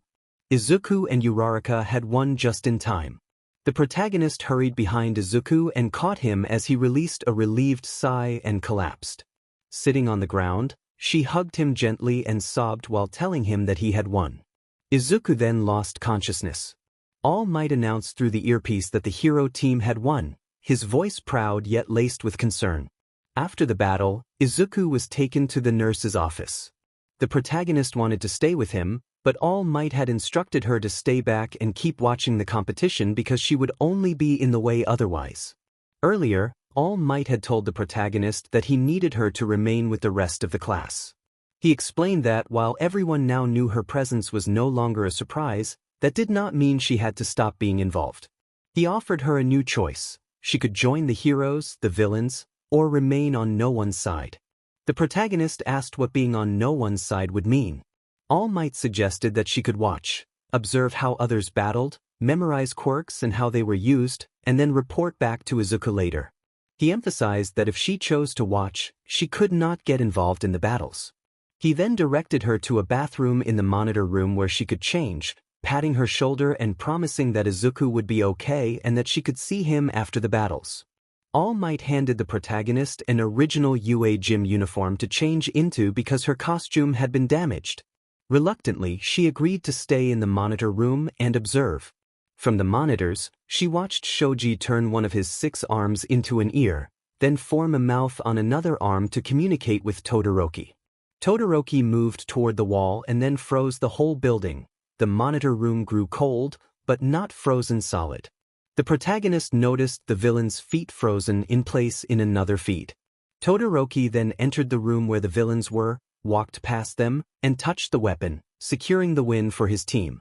Afterward, Todoroki melted the ice around the building using heat, revealing that his quirk involved both cold and heat, more than just freezing. The protagonist noted Shoji's dupli-arm quirk, Todoroki's half-cold half-hot ability, Hagakure's permanent invisibility, and Ijiro's tail. The next match pitted Siro and Kirishima against Tokoyami and Azui. The protagonist chose to keep watching. She insisted inwardly that she was not being lazy, she only wanted to know how Izuku was doing. All Might suggested she pick a team and join the battles, but she told him she did not feel well enough to fight. With a sad smile, All Might let her watch in peace.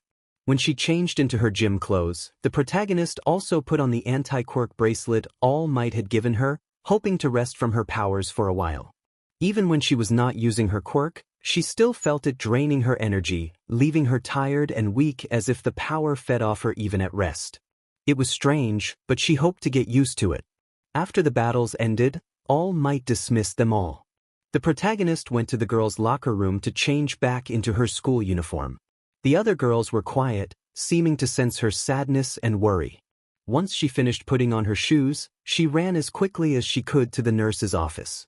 I slipped into the hospital room quietly and found All Might already there in his weakened form, sitting with Recovery Girl.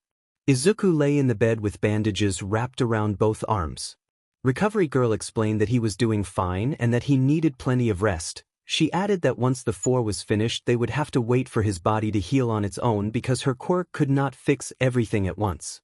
Recovery Girl chided All Might for fussing over him, and All Might, trying to keep his voice down, warned her not to speak loudly about One for All where others might hear. They asked me to step out for a moment to discuss something, and a short time later All Might came back to say I could return.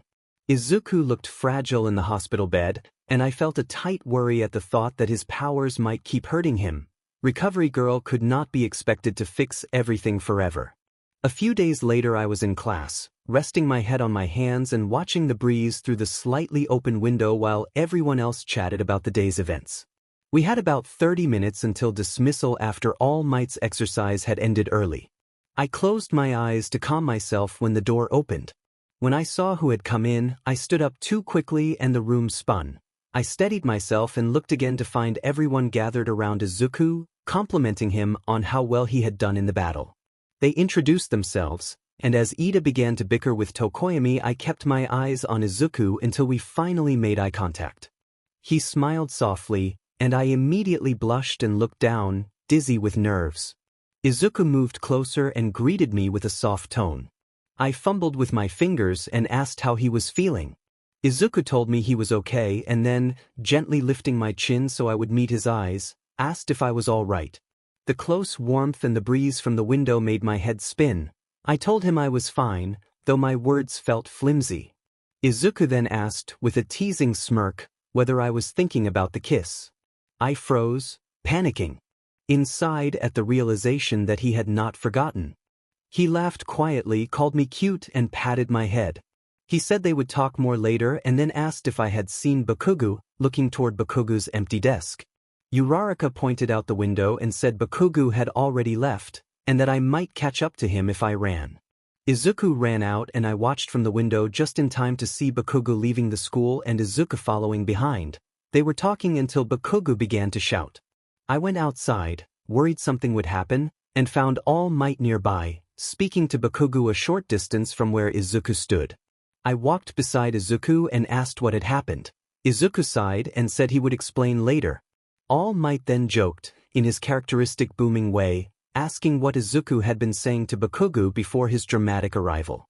Izuku reacted with an embarrassed stammer, insisting it had been nothing, and All Might pressed humorously for juicy details. Izuku admitted with an awkward smile that he had forgotten, and I could not help but giggle. After school, Izuku and I managed to avoid All Might's questions and left together. We walked home in a companionable silence, both of us replaying moments from the indoor battle test. My face warmed again when I remembered the kiss and the words Izuku had said about his feelings. I told myself I should ask him directly. When we were about 2 houses away from our homes, I gathered my courage and asked Izuku if he had really meant what he had said during the test. Izuku asked which part 1 meant, and I lowered my voice to mention the part where he had said he loved me after the kiss. He smiled gently, his eyes soft, took my hands, and drew me closer so our faces were only inches apart. Izuku admitted that he had absolutely meant it and that he had wanted to tell me for a long time.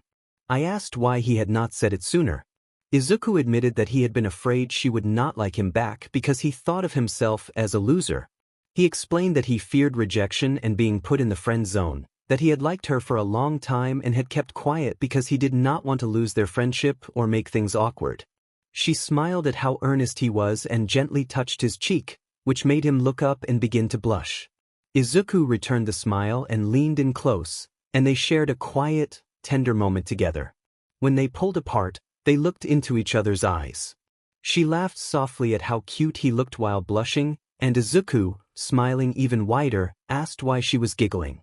She told him it was because he looked adorable when he blushed, and he playfully rolled his eyes before pulling her close in a warm hug.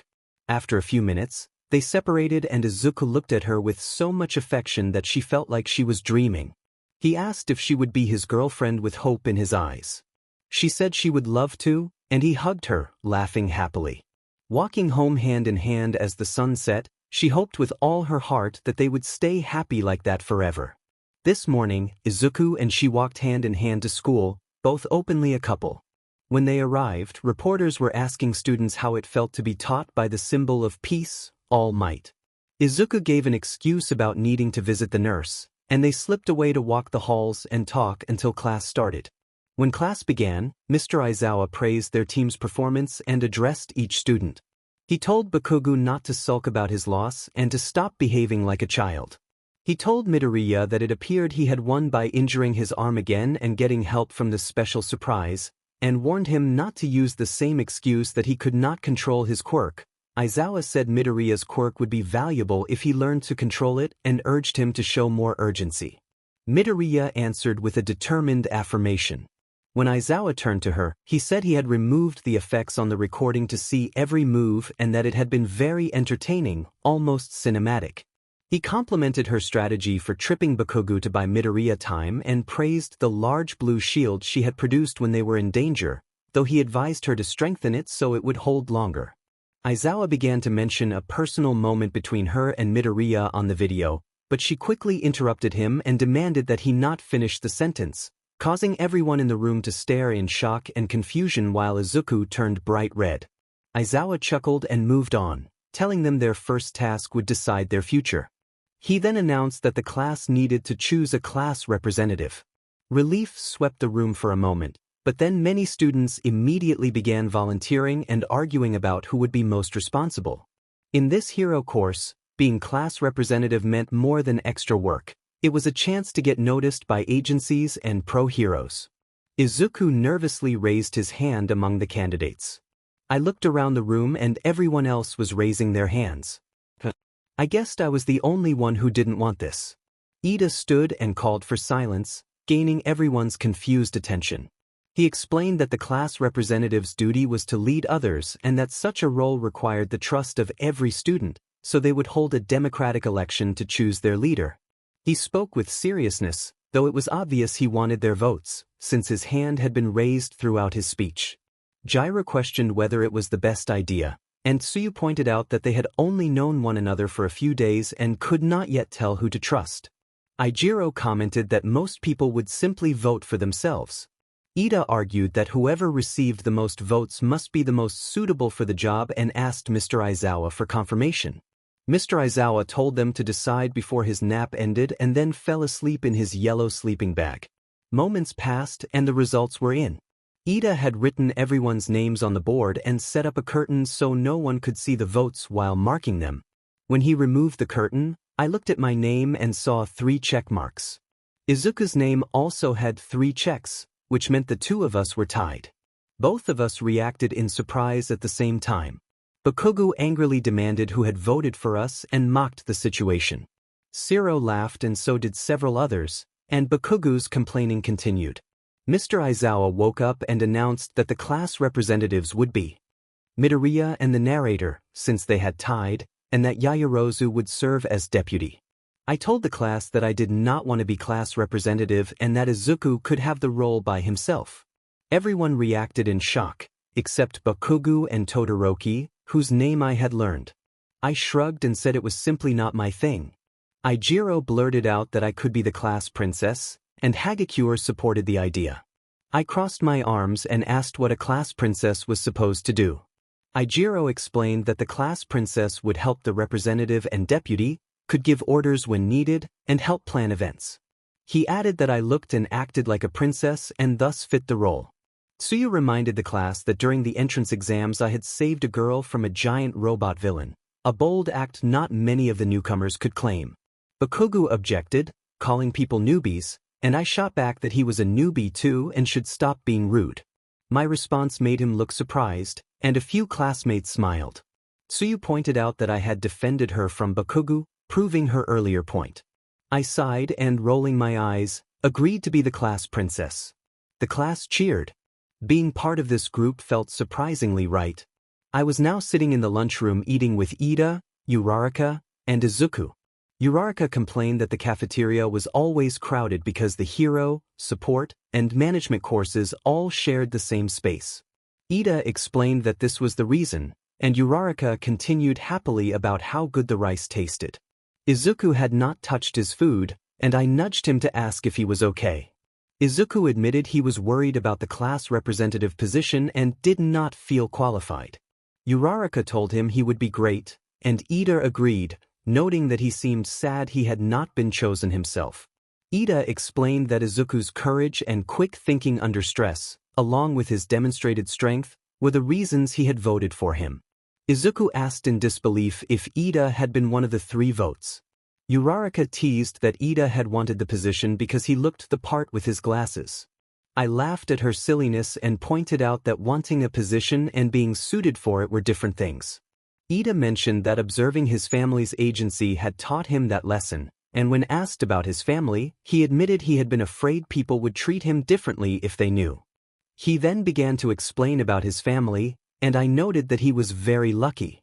One of his brothers was a pro hero, and I knew about him because of Izuku.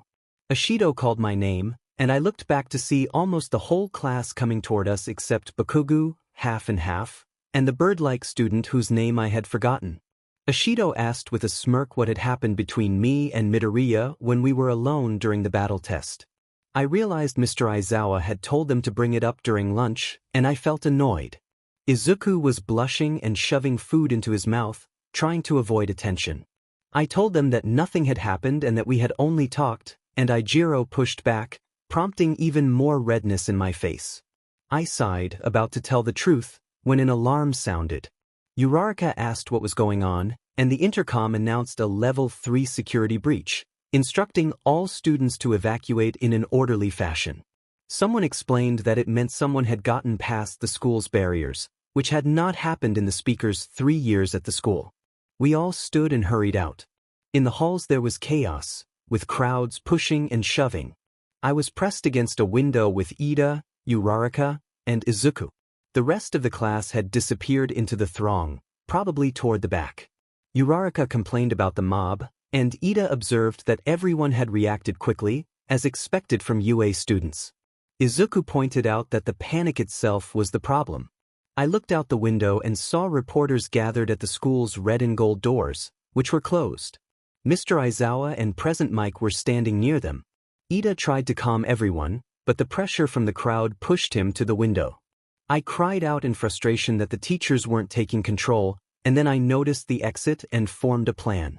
I told Ida and Uraraka what to do. Uraraka should touch Ida to make him float above the crowd, and once he was elevated she should use her speed to get to the front and get everyone's attention. They understood, and I couldn't see where Izuku had gone. Ida and Uraraka executed the plan. Ida floated and quickly moved toward the front, already catching people's attention. He positioned himself on the exit sign and grabbed a nearby pole for support, then loudly reassured everyone that everything was okay. He declared that it was just the media outside and insisted that there was nothing to worry about, urging everyone to remain calm and to prove they were the best of the best. The crowd sighed with relief as police sirens began to wail. In that moment, Ida proved himself as a leader to the class. Time skip. After everyone settled, we returned to the classroom. I discussed with Izuku and a few classmates about giving Ida the position of class representative, and they agreed. The class was assembled except for Izuku and Yaoyorozu. Yaoyorozu told the class that it was time to begin choosing officers. Izuku appeared nervous and then grew more serious as he prepared to speak. He announced that he had thought about it and believed Tenya Ida should be the class rep. Those of us who already knew smiled, while others looked surprised. Ida himself looked shocked. Izuku explained that Ida had been able to capture everyone's attention and restore order, so he should lead the class from then on. Ijiro supported the choice, saying that Ida had stepped up and taken charge. The class responded in agreement. Mr. Aizawa, lying in his sleeping bag on the classroom floor as usual, grumbled that the process was a waste of time and told them to hurry up before passing back out. Ida stood and accepted the nomination humbly, pledging to carry out his duties to the best of his abilities. He credited me for the idea that helped him and thanked me warmly, calling me Princess, with a smile. I told him not to call me that, embarrassed. Izuku added that he had mentioned the plan to a few classmates before class started. Ida's playful declaration prompted cheers from everyone, and I blushed and laughed nervously. None of us suspected that a larger threat was behind the breach. It had not been the media who broke the gates. A villain had been responsible, and war would come upon us all. After the class cheered for FN, and Ida and Yaoyorozu selected the class officers, Aizawa woke and began to explain the upcoming training. Aizawa explained that the day's training would be a little different and that they would have 3 instructors, himself, All Might, and another faculty member. FN wondered if the extra instructors were because of the recent break-in. Siro raised his hand to ask what kind of training it would be, and Aizawa explained that it would focus on rescue operations, natural disasters, shipwrecks, and similar scenarios. The class murmured with excitement at the chance to practice hero work, and FN felt eager to test different powers while reminding themselves to be careful not to overuse them. Aizawa called the class to order when the noise rose again. He said that attire for the exercise was optional and noted the students' excitement about costumes. He activated a controller that brought out their costumes. FN's costume had been repaired, so FN would wear it for the exercise. Aizawa warned that they were not yet accustomed to their suits and that the gear might limit abilities. He also explained that the special training would take place at an off-site facility on campus and that they would take a bus there. With that, everyone started to prepare. FN asked Izuku whether he would wear his costume. Izuku explained that his costume was still being repaired, and FN nodded and walked with Uraraka to the girls' changing room. Later, the students gathered outside UA. Uraraka asked why Izuku was wearing his PE clothes instead of a costume, and Izuku explained the damage to his suit from previous combat and that he was waiting on repairs. Ida then called everyone to form 2 neat lines using student numbers so they could board the bus efficiently, and Izuku and Uraraka exchanged startled looks at his strict approach. On the bus, Ida complained that the open layout spoiled his boarding strategy, and Ishido told him to relax. Tsuyu directed the conversation toward Izuku's quirk and reminded him to call her Tsuyu. Izuku apologized awkwardly. Tsuyu then suggested that Izuku's power looked a lot like All Might's, which made Izuku and FN tense. Izuku tried to explain but began to ramble. FN pointed out that All Might did not injure himself when using his quirk, and Izuku visibly relaxed and thanked FN quietly. Smiled. Ijiro demonstrated his hardening quirk and mentioned that while it was powerful, it was not particularly flashy.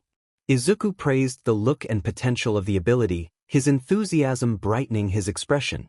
Aoyama boasted about his own flashy power, and Ahido teased him, causing Aoyama to sulk. Ijiro suggested that if any classmates had pro-level quirks it would be FN, Bakugu, or Todoroki. Tsuyu added that FN had been chosen as class princess because of an unusually wide range of abilities, joking that FN was like a quirk queen. FN smiled at the observation. Tsuyu also noted that Bakugu's constant anger would not win him popularity, which provoked Bakugu. Bakugu erupted in an angry threat toward Tsuyu. FN felt the urge to react and realized they could stretch an arm. Focusing, they extended an arm and tapped Bakugu on the head, earning a surprised look from Izuku. FN sharply told Bakugu not to speak to Tsuyu that way. Kaminari chimed in that they all already knew Bakugu's hot temper, which only made Bakugu angrier and caused the others to laugh. Bakugu shouted that they would regret applying to the school, but Aizawa intervened and announced that they had arrived, ordering everyone to stop messing around. Through the bus window, the students saw a large dome. When they disembarked, FN stretched and admitted that long bus rides were tiring. The class approached the dome and saw a hero standing by its entrance, Hero 13. The students reacted with excitement, and Uraraka in particular gushed over him. Hero 13 greeted them and said he had been waiting. The students followed him inside and marveled at the interior. Inside the dome, the facility contained different stations simulating natural disasters and rescue scenarios. The layout looked almost like an amusement park, which impressed FN and the others. Hero 13 explained that he had created the facility to prepare them to deal with various types of disasters: a shipwreck, a landslide, a fire, a windstorm, and more. He called it the Unforeseen Simulation Joint, or USJ for short. The student thought it sounded like Universal Studios Japan, and by the looks of everyone else she could tell they thought the same thing. Aizawa asked whether All Might should have been there already and suggested that he might have booked an interview instead. 13 explained quietly that All Might had done too much hero work on the way to school that morning and had used up his power, so he was resting in the teacher's lounge. The student sighed. All Might needed to stop overexerting himself. Aizawa called that level of irresponsibility the height of it, but said they should manage with just the 2 pro heroes present. Aizawa noted that the clock was ticking and moved to lean against a nearby wall. 13 hesitated as he began to address the class, counting off a list and stumbling over his words until the whole class chorused that they understood. He then warned the students that he possessed a powerful quirk called Black Hole that could absorb and reduce things to dust. Izuku acknowledged that 13 had used Black Hole to save many people from disasters, and 13 cautioned that the same ability could easily be lethal if misused. He reminded the class that some quirks could be dangerous and then told them All Might had informed him there was a student in the class who possessed many quirks. He asked that student to raise her hand, and she complied. 13 asked the student's name. She answered that her name was FN. 13 told FN that he had informed All Might he would be glad to teach her how to control the quirk, and that with patience and practice she could perfect it along with her other quirks. She held back a scream of excitement and adopted a determined expression in response. 13 gave a short lecture about quirks in society. They had been certified and regulated, but many could kill with a single mistake. He referenced Aizawa's physical fitness test and All Might's combat training as examples that had revealed hidden powers and the danger of using them against others. He declared this class a fresh start in which they would learn to use their quirks to save lives rather than harm people. The student admired 13 silently. When 13 finished and the class cheered, Aizawa began to speak again, but suddenly the lights went out. The student watched 13 with concern as the fountain behind him began to flicker, then a dark swirl appeared and grew. She pointed and called for Aizawa and 13 to look. The dark swirl congealed into a shadowy form with yellow eyes. A pale man covered in many hands emerged from the shadow, followed by a number of villains. The student was terrified as the villains stepped forward. Aizawa ordered everyone to stay together and not move. He and 13 took up positions in front of the students. Aizawa put on his goggles, signaling that this was not part of any training exercise. The student silently hoped All Might would recover and arrive soon. Aizawa confirmed that the newcomers were villains, and the class reacted with shock. The student held Izuku's hand and tried to reassure him that 13 and Aizawa were professionals who would handle it, giving his hand a gentle squeeze.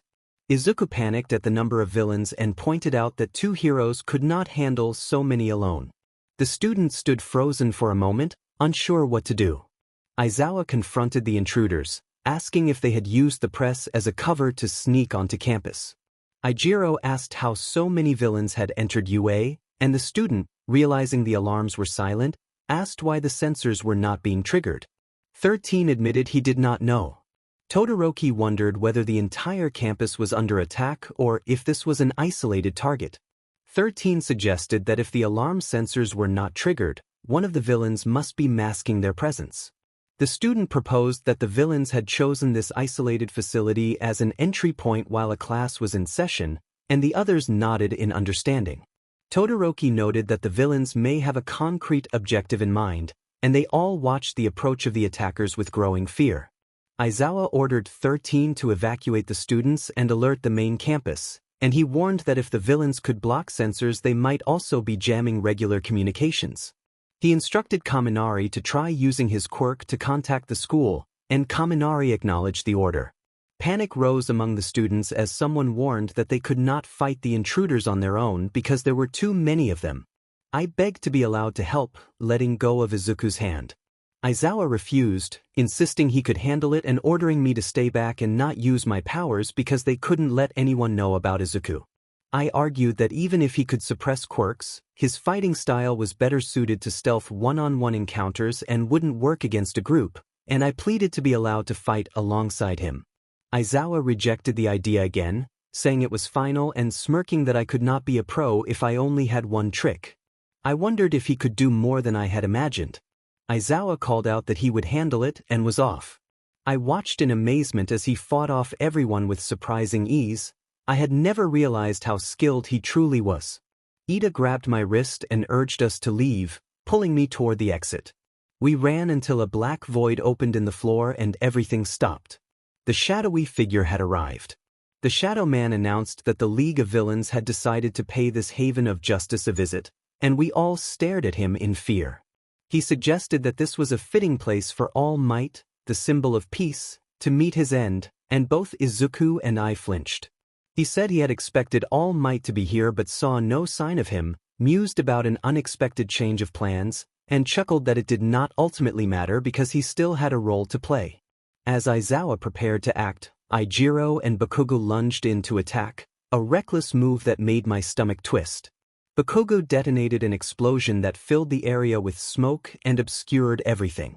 When the smoke cleared a little, Ijiro demanded whether the villains thought they would stand by and watch their school be destroyed.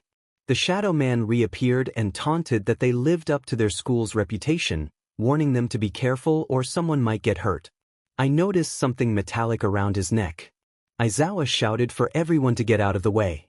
The Shadow Man declared his intent to scatter and defeat them, and then his shadow spread around us. I moved closer to Izuku as darkness swallowed everything. A rush of wind hit my face, and when I opened my eyes Izuku and I were falling through water.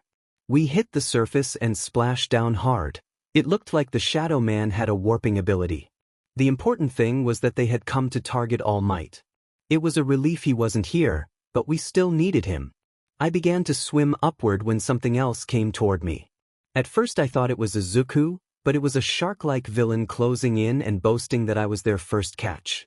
Panic flared as I considered using my air quirk, but Tsuyu appeared and grabbed me with her tongue, pulling us both to the surface and into the safety of a nearby boat. I realized we were in the shipwreck zone and looked up to see Izuku and Mineta on the wreckage. Mineta made an inappropriate comment, and Tsuyu reacted by knocking him out. Izuku thanked Azui for saving him, and Tsuyu reminded him to call her Tsuyu or Tsu, which made me laugh. Tsuyu looked drained and said this had turned into a terrible day of class. I agreed and admitted I kept thinking about what the Shadow Man had said about All Might. Izuku sighed and explained that the villains had known their schedule and who would be present. They must have accessed the school files while we were stuck in the cafeteria, and the teachers had been occupied dealing with the media on campus. That meant the villains had been waiting for the perfect moment to strike, just as Todoroki had warned.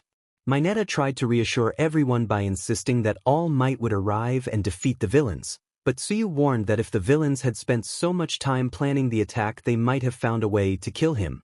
She urged that they should worry more about being seriously harmed before All Might could intervene, and pointed out that even if he did show up, there was no guarantee he would make it out unscathed. Izuku and I exchanged a fearful look. Mineta panicked and asked whether the pros would save them, but before anyone could answer we heard movement in the water. 16 villains were approaching.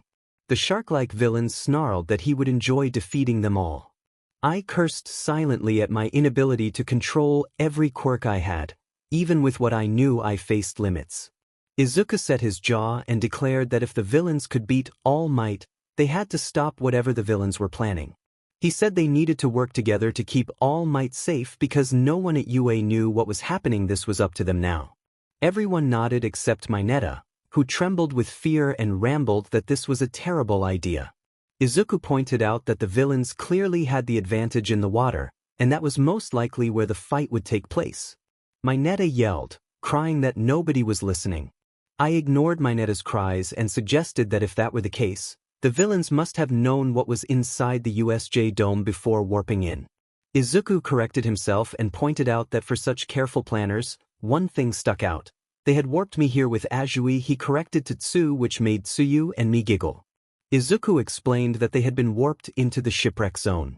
Mineta screamed, asking why it mattered that she was here. Izuku, looking annoyed, said it meant the villains did not know their quirks, and I could tell he was fraying at the edges. Tsuyu observed that if the villains had known she was a frog, they would have sent her to a fire zone instead of somewhere full of water. Izuku suggested that the villains had probably separated them because they did not know what they could do and planned to overpower them once they were in smaller groups, making them easier to pick off one by one. He said they could use that to their advantage. For all the villains knew, the four of them could be super powerful. He reminded me that my powers had to be kept secret but urged me to use them in this battle, assuring that the three of them would help because of my limits. He added that if they defeated and captured all the villains, no one could spread word about me and I would remain safe. I looked down thoughtfully and nodded. Izuku pointed out that none of the villains were climbing onto the boat, showing hesitation. That meant they were not going to underestimate them and were playing it safe for now. We watched the villains below. Tsuyu offered to go first, and Izuku and I crouched so the villains could not see us. Tsuyu listed her abilities, high jumps, wall clinging, and a tongue she could extend about 20 meters. She mentioned a few non-essential traits and dismissed them, saying they could rely on her jumping and tongue for now. Izuku explained that his super strength came with a cost. Once he used it, he would be out of commission until he recovered. He then signaled it was my turn. I described having many quirks I did not fully control and a strict limit I could not pass without risking death. I added that the quirks I had under control were wind manipulation and extreme stretching, and left out other things. They nodded. Mineta produced a sticky ball and explained that their strength varied depending on how he felt. They could stick for a long time and regrow quickly, but using too many caused him to bleed. I noted that he had a limit as well. Izuku and Tsuyu stared at Mineta, who began to cry harder and insisted they should wait for the professional heroes, convinced his quirk was useless for battle. Izuku tried to reassure him, saying he had a valuable power and they just needed to figure out how to use it. A massive arm of water slammed into the boat, splitting it and sending everyone stumbling. Mineta exclaimed that it felt like the Titanic, except the damage had been caused by villains instead of an iceberg. One of the villains shouted that they were starting to get bored. Tsuyu commented that the ship was sinking. Mineta panicked and began throwing sticky ball into the water. Izuku ordered him to stop, but Mineta only continued crying and pointing. Izuku's face lit up with a familiar planning expression. I asked if he had a plan, and he smirked, which made me blush. The others reacted with surprise at the sudden intimacy, and I quickly dismissed the subject as the ship lurched and Mineta panicked again. I laughed nervously and wondered aloud whether hero work was really right for Mineta.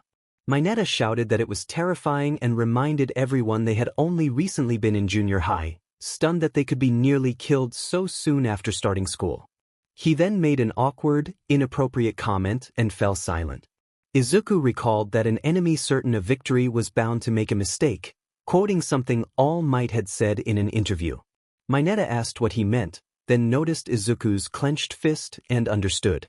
Izuku declared that now was their chance and that they could win. Mineta yelled when Izuku placed his foot on the railing to jump. Izuku shouted at the villains in a fierce, determined voice and leapt off the boat. I realized he was acting recklessly, just like Bakugo, head-on and fearless. A villain taunted that it was a stupid move and readied a blade to strike at Izuku. The narrator watched Izuku curl his fingers into a familiar gesture that suggested he would use his power through his fingertips. Tsuyu asked YN if she was ready, and YN nodded and prepared. Izuku called forth a powerful water technique, creating a giant splash and a whirlpool. Izuku then signaled for Tsuyu, Mineta, and YN to act. YN used her wind quirk to leap high while Tsuyu carried Mineta. Tsuyu then grabbed Izuku, and Mineta launched his sticky ball so the villains became immobilized together.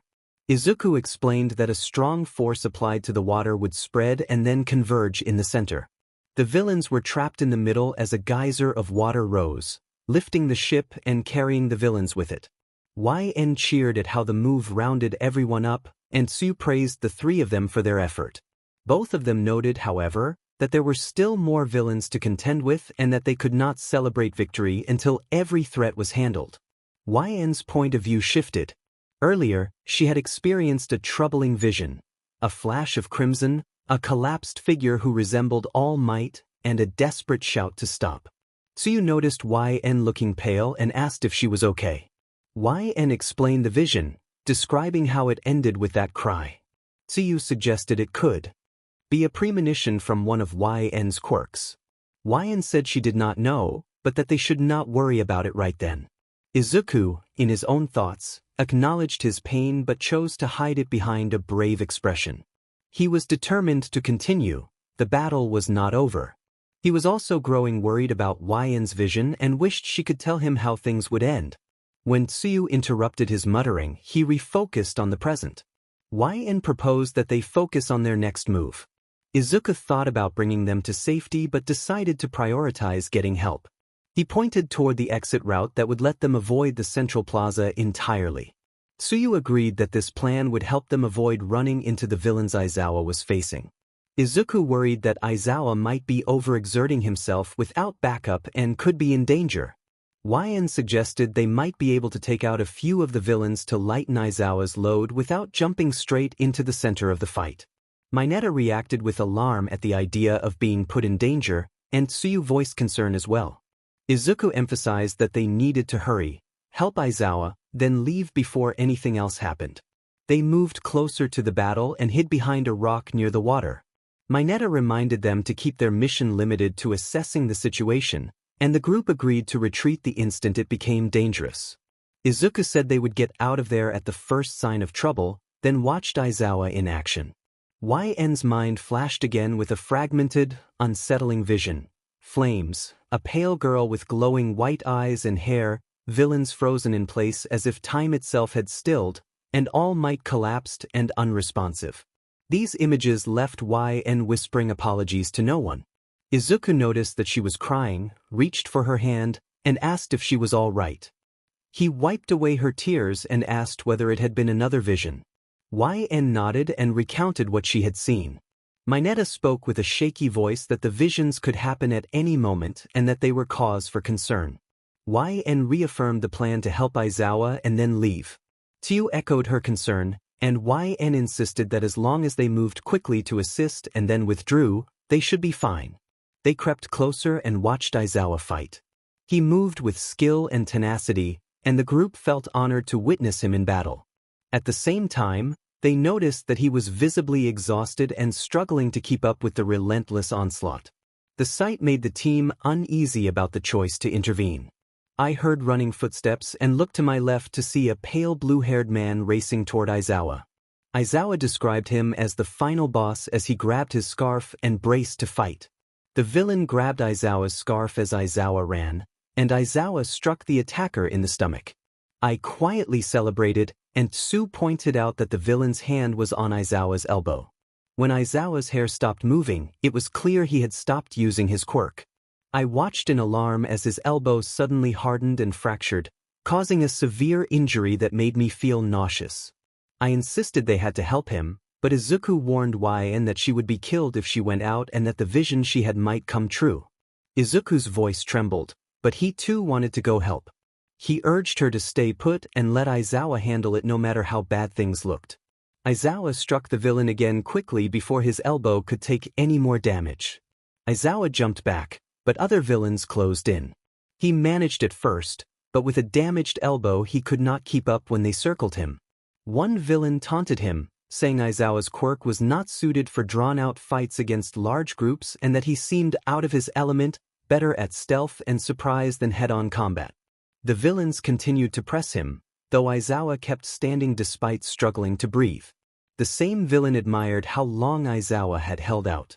Suddenly, a flash of a vision filled my head showing Aizawa gravely injured and lifeless. I wondered if it was another vision.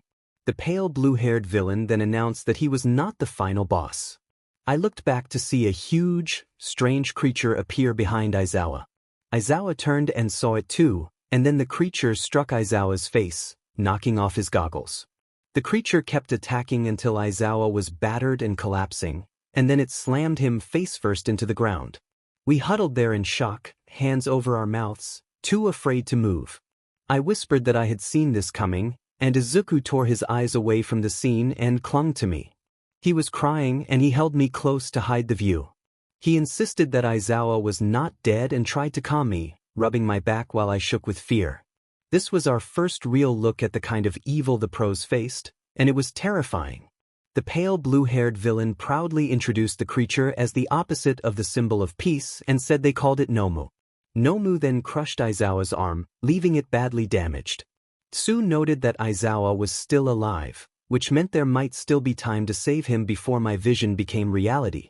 I shared my thought with Izuku that Nomu must be designed to destroy All Might, which explained why the villains had saved it for last. Tsu asked if I was sure, and I confirmed that I believed it. We watched Nomu pick Aizawa up and slam him into the ground with such force that the earth cracked.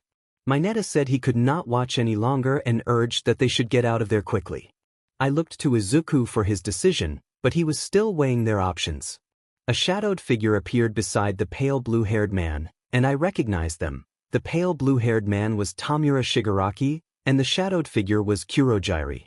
Kurogiri reported that the rescue hero was out of commission, that some students had not been dispersed, and that one student had made it outside the facility. I gasped at the news about that student and at the thought that UA faculty and pro-heroes might finally be coming. The idea frightened me because it meant All Might could appear, and my visions might come true. Tamura, annoyed, told his allies they should go home and retreat. Mineta and the others were confused and relieved, wondering whether my vision had been prevented. Mineta suggested that if my vision had been avoided, they could help Aizawa to an exit and wait for backup, and he seemed reassured. Everyone agreed except me. I still felt certain this was not over. Told them I had a bad feeling and that I did not think the battle was finished, and their relieved expressions faded. Facing the villains again, the group noticed how quiet everything had become and how none of the enemies had moved from where they last stood. Tamura told them that before they left he intended to break the symbol of peace, making eye contact with Izuku and the narrator. He then declared that he would wreck All Might's pride and lunge toward Tsu. Time seemed to stretch as Tamura's hand reached for Tsu's face. The narrator froze, thinking she could not save her in time. Tamura grabbed Tsu, but nothing followed. He made a remark that Tsu was impressive, and the narrator saw that Aizawa had neutralized Tamura's quirk. At that moment, Nomu slammed Aizawa to the ground. The narrator drew a breath while Izuku prepared one for all. Izuku and the narrator shouted for Tamura to release Tsu, and together they unleashed their quirks. A fierce surge of wind and smoke swept through the street, knocking people back and bringing down light posts. When the smoke cleared, the narrator realized that Nomu had taken the impact instead of Tamura. Tamura commented from behind Nomu that they were powerful and wondered aloud if one of them might be a disciple of All Might. Then he dismissed them and turned his attention to the group. Fear tightened in the narrator's chest. Nomu moved to grab the narrator, but Izuku shoved the narrator out of the way. Nomu seized Izuku's arm. Tsu moved to pull Izuku away, while Tamura aimed to strike Mineta and Tsu together. The narrator was about to intervene when the exit burst open. All Might announced his arrival, rushing in and promising help. Tears welled in the narrator's eyes at the sight of rescue. Mineta sobbed in relief. Tsu quickly pulled Izuku away from Nomu and set him down nearby, shaken. The narrator felt some comfort, but also dread. The villains had ways of taking lives, and the narrator's troubling visions might yet come true. Tamura laughed and said that they were not going home after all, and the narrator shivered at the thought that the situation was only worsening. All Might did not smile. He looked angrier than the narrator had ever seen him. The narrator wanted to warn him about the villain's plans but had no way to communicate fast enough and lacked skill with the speed quirk or the mind link. The villains talked among themselves about All Might's size and how they planned to defeat him.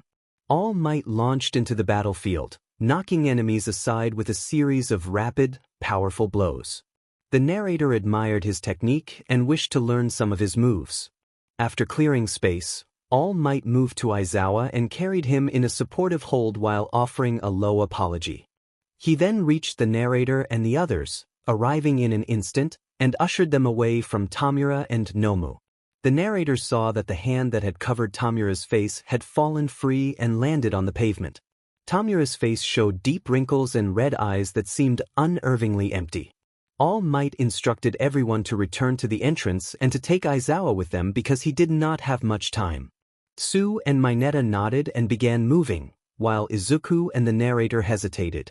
Izuku protested that they could not leave, explaining that a brain-controlled villain had altered something dangerous and that the enemy's strength was greater than expected. All Might reassured Izuku with a confident gesture and said he would handle the situation, which convinced Izuku though not the narrator. The narrator offered to stay and help, but All Might insisted that she go assist Izuku and that he could deal with the villains on his own. He was firm and forbade further argument. The narrator restrained a warning about her visions and followed his order. However, the narrator could not let All Might face the threat alone. Turning invisible, she slipped back toward the battle without the others noticing and hid behind a bush, then deactivated her invisibility to observe. All Might unleashed a signature strike in an attempt to finish Tamura, but Nomu intervened and blocked the attack.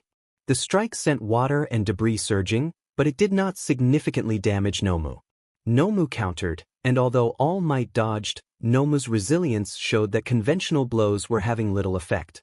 All Might acknowledged that Midoriya's assessment had been correct and nevertheless pressed the fight, striking Nomu in an attempt to create an opening. All Might punched Nomu twice in the face, but it had no effect. Nomu screeched and lunged. All Might stepped back before Nomu could reach him. All Might wondered if it mattered where he struck as he stopped retreating and tried punching Nomu repeatedly, but the attacks only caused a few stumbles. The alien creature was overwhelmingly strong. Tamaru said something that revealed a way to beat Nomu. All Might ran behind Nomu, grabbed him, and slammed him to the ground, sending up a cloud of smoke. When the dust settled, FN stared, heart-pounding. Kurogyri opened a portal and Nomu reached through to grab All Might while All Might clutched Nomu. FN looked closely and saw that All Might was already showing signs of injury and weakening. She panicked at the sight and felt frantic, unable to think clearly. Nomu pressed hard into All Might's sides, causing severe damage and leaving him faltering. FN whispered no and raised her voice in alarm, but the villains did not seem to hear her. Tamura laughed and told Kurogyri they had their target exactly where they wanted him. All Might released Nomu and struggled as Nomu's grip worsened and he began to falter. FN tried to move but found her body frozen with shock. Her visions were starting to feel like they were coming true. All Might's body was being drawn toward the portal but then halted. Izuku suddenly ran past FN toward the portal, and she cried out, but before he could be pulled in Bakugo appeared and used an explosion to save him. Todoroki froze Nomu, giving All Might a chance to escape, but he was clearly in a great deal of pain. Ijiro arrived as well, and FN watched with tears beginning to fall. Izuku told her to stay back as he stepped forward to protect her, but she was too stunned to respond or move. She had honestly believed All Might die then and there, until help arrived. In the vision she had previously seen, other bodies lay motionless, implying more could die at any moment. Tamura called Nomu. The creature emerged from the portal and shattered the ice that had trapped it. One of Nomu's limbs detached and then regrew almost instantly, a rapid regeneration that unsettled everyone. Tamura gloated that Nomu had been modified to face heroes at full strength, essentially a combat machine that could take tremendous punishment and keep fighting. FN went pale at the realization. Everyone assumed fighting positions. FN intended to do the same but remained frozen in place, alarmed at her own paralysis. Tamura ordered Nomu to attack, and then the sequence from FN's vision began to play out. Nomu moved with blinding speed, striking the heroes and knocking many of them down and injuring them severely. Before Nomu could reach FN, All Might appeared and shoved her out of the way. FN looked back to see Nomu grab All Might and wrench him violently. She staggered to her feet on trembling legs and begged it to stop as All Might weakened further. Nomu delivered a devastating blow that left All Might gravely injured and incapacitated. Screamed and then blacked out. When her eyes fluttered open later, FN's irises shone pure white and her hair had also turned white. Time itself seemed to halt around her. Everyone and everything froze. Tears slipped from her eyes as she surveyed motionless forms strewn across the ground, friends, mentors, loved ones all appearing lifeless. She murmured an apology and raised her hand, which began to glow with shifting colors. Slowly, time resumed and events rolled back to the moment before Nomu's attack. With time flowing again, FN released everyone from the frozen state. Her eyes still glowed and her hair remained white as she stood behind her friends. Nomu lunged at Bakugo, but before he could deliver a fatal blow, FN pushed Bakugo out of the way and took the attack herself, slamming hard into a nearby wall. A gust of wind threw everyone back. Smoke and dust rose and then began to clear. Midoriya groaned as he pulled himself up. He scanned the area where Bakugo had last been and then looked down to find Bakugo beside him, confused and unharmed. Midoriya marveled at the save and wondered aloud in relief. Bakugo snapped back at him with a harsh retort, embarrassed and startled. Todoroki pointed out that All Might was nearby, and All Might, pale and shaken, remarked that he could barely perceive the speed of the person who had intervened. When the smoke cleared, they saw a girl with glowing white eyes and white hair standing in the ruins. Midoriya recognized her as FN and remembered her earlier visions, suddenly realizing they might be unfolding in reality. Tamura snarled about the red substance the scientist had given her, implying the scientist had been connected to his plans and that the substance was not intended for her. Midoriya's eyes widened at the implication. FN spoke through gritted determination as she glared at Tamura and the other villains, and All Might positioned himself beside her, offering to stay and fight while the others fell back. Midoriya felt torn but understood the plan. None of them had done anything yet. Tamaru ordered Nomu and Kurogiri to kill All Might and bring him the girl, and he added that he would deal with the children. As the villains prepared to move, Tamaru dashed toward the group while Nomu went after All Might. Then FN vanished from where she had been and reappeared directly in front of the narrator, who shuddered at the raw power radiating from her. All Might and Nomu struck each other at the same time. The FN mirrored the motion against Tamaru, sending him flying, though he landed unhurt. Tamaru cursed and the wind whipped around them. When All Might staggered back, FN materialized in front of him and engaged Nomu. Their blows met repeatedly, and the force of their clash kept others at a distance. The gusts and debris made it difficult to approach Tamaru and Kurogiri on the other side. Nomu landed a heavy blow that staggered FN, but she quickly recovered and countered with far greater force. Each strike pushed Nomu back, the impact sending shockwaves through the arena. She fought with focused precision, every punch aimed.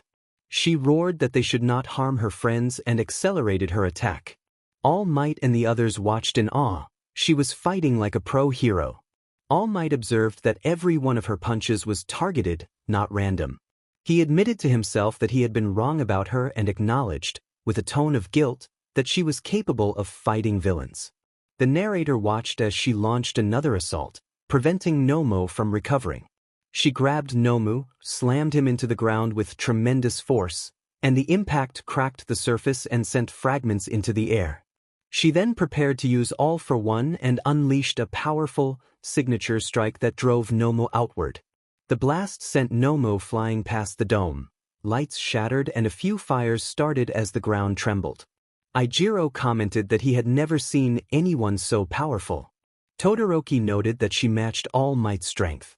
Bakugo, wide-eyed, imagined what having such powers would be like. Fire and wind surrounded her, her hair flowing as she stood poised and formidable. But two villains still remained, so the battle was not yet over. FN glared at Tamaru and Kurogiri and warned them to leave or face death, her fist glowing with flame. Tamaru, enraged, accused someone offhand of cheating him out of this power, revealing that the ability had originally been meant for him. The narrator wondered why the scientist had given it to FN instead. She gave them 20 seconds to leave. Tamaru smirked and pointed behind the group, and at that moment the previously unconscious villains began to stir and wake. Panic spread through the heroes. All Might was already close to his limit. He could not sustain many more heavy blows. FN smiled at her friends and reassured them. She then replicated herself into hundreds of identical figures.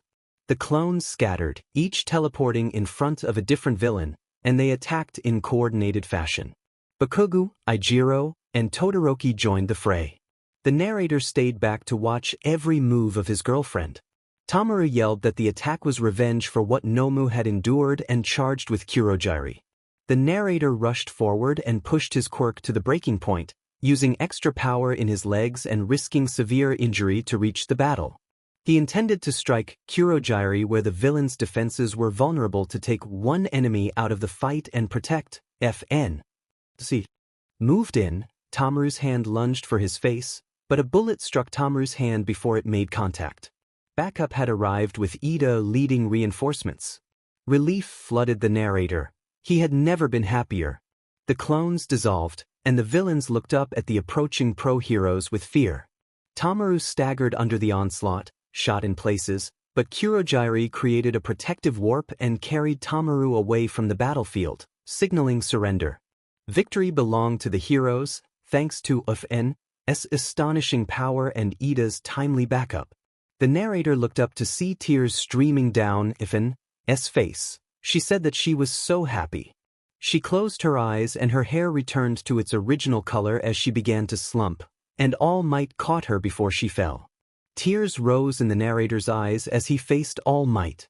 He felt ashamed for not being able to do more.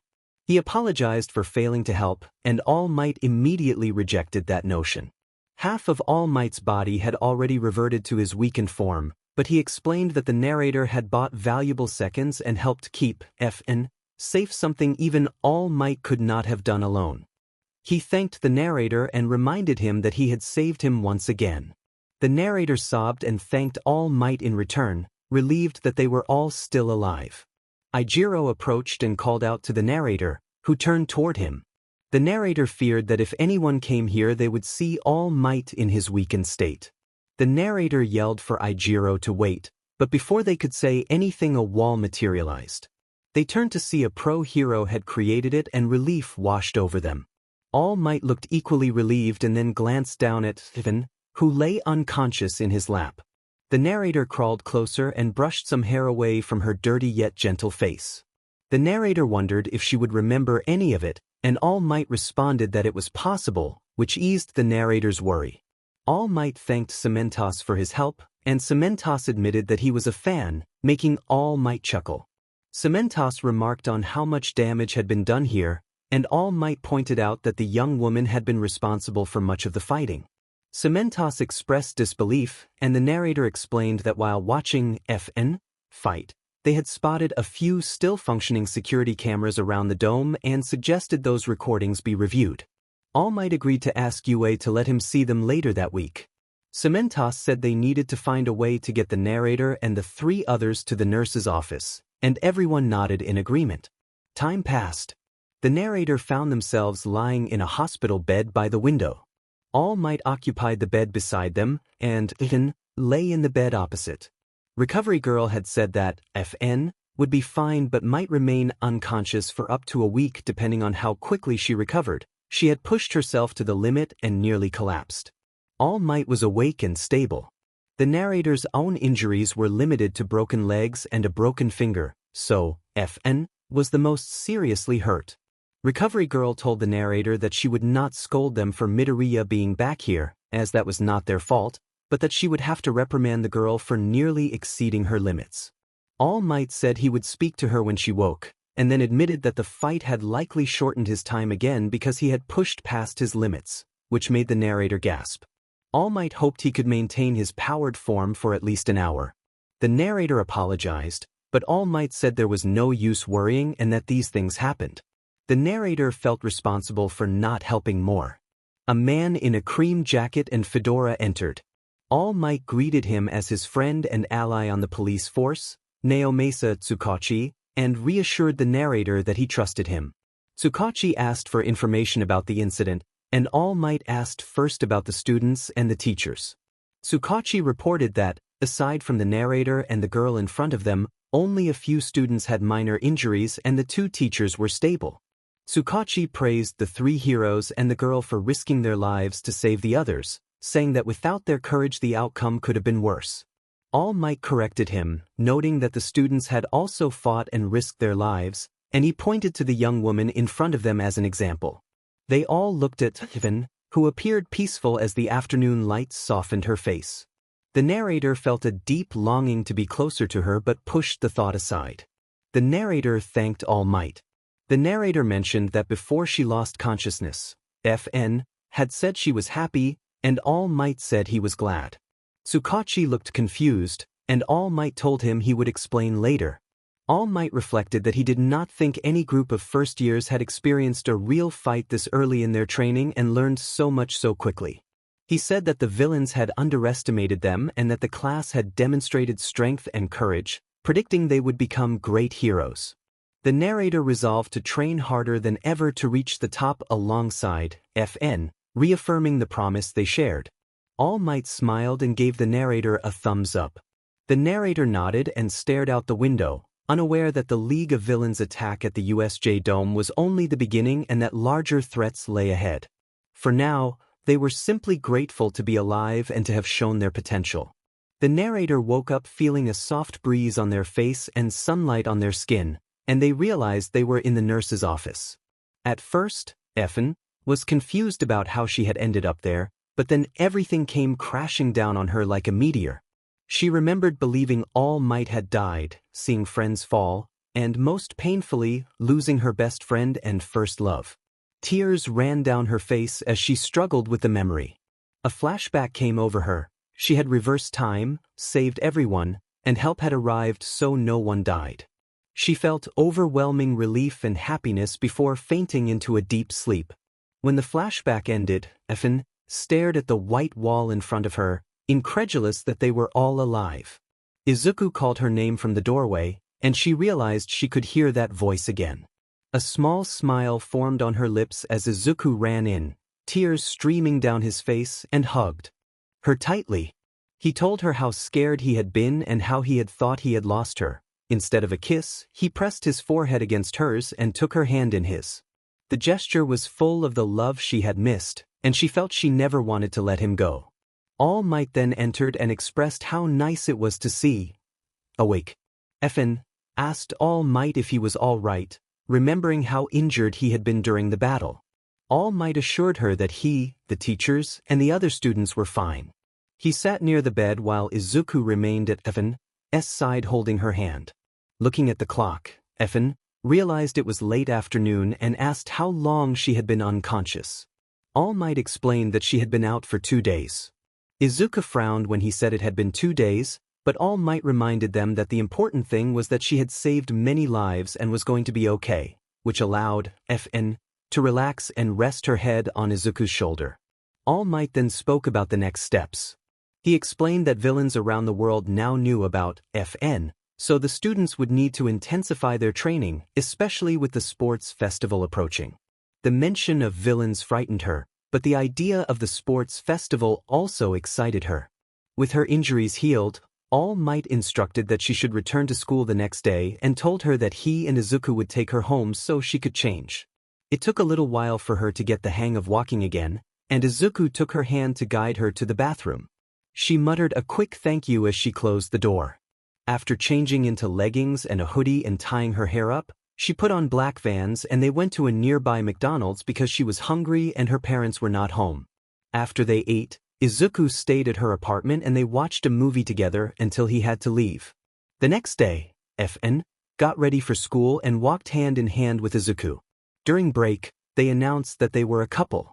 Everyone reacted happily except Bakugo, who did not seem to understand what she saw in Izuku. FN playfully smacked Bakugo on the head and everyone laughed. Classmates asked how she was feeling and complimented her conduct during the battle. They showed her the footage from the cameras inside the dome. She was amazed by what she saw, although the recording did not show the moment she had reversed time, only the events that followed. It was otherwise a normal day. FN wondered what they would do tomorrow. Everyone with a quirk had a power ball, a glowing manifestation of the soul that came in a color and a size that reflected the strength of the quirk. Quirkless people had a plain blue ball. All Might's power ball, for example, was large and gold. The narrator's power ball was enormous and showed every color at once, a vast rainbow. If the ball grew beyond the user's limits, it could explode, leaving nothing behind. Powers could also be taken from a person, which made users vulnerable to villains who sought those abilities. I walked to school with Izuku and Uraraka. Yesterday, Aizawa had hinted there would be something special today without explaining, which had left everyone both excited and anxious. We sat in class waiting for the teacher. Aizawa entered a few seconds after the bell. Aizawa greeted the class and reminded them that he had mentioned something special the day before. He then announced that they would be playing dodgeball. Mineta remarked that it sounded like a normal school game, and Aizawa replied that it would be different because this was a school for heroes. He instructed everyone to put on their P uniforms and meet in the gym. I walked out with the other girls and we headed to the girls' locker room. Ashido asked if Midoriya had asked me out yet. I answered that he hadn't, but I thought it would happen soon since we had both been busy. Uraraka listened quietly. When we were ready, we went to the gym. The boys were already changed and sitting on the floor talking. Aizawa asked whether everyone knew how to play dodgeball, then explained that students could use their quirks for the game. He added that the dodgeballs were made from a special material that would not be destroyed by quirks and were still soft enough not to cause harm. Aizawa announced that he would split the class into teams and that, because there were 21 students, one person would have to sit out for a while. He asked who wanted to sit out. Before I could volunteer, Izuku stepped forward instead. Aizawa said that Izuku would play against the last person standing. The teams were organized, and we took our positions while waiting for Aizawa to start the match. All Might arrived and when Aizawa invited him to watch, he agreed. Aizawa raised the whistle and prepared to begin. I noticed Bakugo on the other team, and he stared directly at me. I thought the match would be harder than I had expected, but I also remembered a technique I had practiced in training. When Aizawa blew the whistle, I floated a little off the ground and raised my hands. The dodgeballs began to levitate. Everyone in the gym, including Aizawa, Izuku, and All Might, watched with wide eyes as I rose higher, level with the floating ball. I shouted the name of my move, Meteor Shower, and then released my hands so that the ball rained down on the opposing team. Someone in the gym exclaimed in surprise as several opponents were hit and declared out. I watched a ball strike Hagakure and Koda, and Shoji allowed a ball to fall, resulting in more players being out. Only a few members of the opposing team remained: Ashido, Aoyama, Ojiro, Sato, Tokoyami, and Baku. I landed and received a few high fives from my teammates and a thumbs up from All Might, Aizawa, and Izuku. The other team gathered the ball and responded quickly. Ashido threw a ball while also sending some of her acidic projectiles toward us, which landed near Mineta and prevented him from dodging. He was eliminated. Bakugo detonated 2 balls in rapid succession, striking Kaminari and Ijiro before they could react. The rest of the throws missed, leaving my team with 6 members plus me, and the other team with 6. I grabbed a ball and managed to eliminate Aoyama, who had been distracted. Intense minutes passed with quick exchanges and maneuvering. Eventually, only Bakugo remained on the opposing side, while Todoroki and I were the last on ours. Todoroki quietly instructed me to fly and take a ball with me. I rose and levitated 3 balls as I prepared to face Bakugo. As soon as Todoroki froze the floor to avoid Aizawa and the others, Bakugo detonated a ball toward Todoroki but ended up trapped in the ice. Todoroki broke free. The protagonist took that as her cue and hurled ball at Bakugo, striking him twice before he freed himself. Todoroki unfroze the ground and she landed slowly while her teammates cheered and came over to high-five her. Aizawa announced that it was Midoriya's turn. All Might commented that it should be interesting, and Aizawa agreed. The protagonist wondered whether the two of them were a pair, since they seemed close. She looked back at Izuku and blushed when he stared at her with intensity. She teased him not to go easy on her, smirking, and he promised to give his all. When Aizawa blew the whistle, Izuku sprang toward the ball and grabbed 2 before launching them at her at full speed. She dodged, snatched a nearby ball, and used her explosion quirk to hurl it at him. He narrowly avoided it. She continued grabbing ball and attacking with every quirk she had, but he kept evading them. Izuku taunted that she could not catch him, laughing as he stuck out his tongue. She grew frustrated until she noticed a ball behind him and then glanced at Aizawa. An idea came to her. She closed her eyes to focus. Her hair began to float as a wind gathered around her. When she opened her eyes, they had turned red. She lifted her hands and all the ball rose off the ground. Izuku prepared to jump away, but she felt a surge of control. She neutralized his quirk. She was using a power similar to Aizawa's, combined with her levitation ability, and she had to be quick before the effect wore off. She called to him with a sweet smile to distract him, then dropped her hands and let all of the suspended ball fall on him, securing her victory. She closed her eyes as things returned to normal.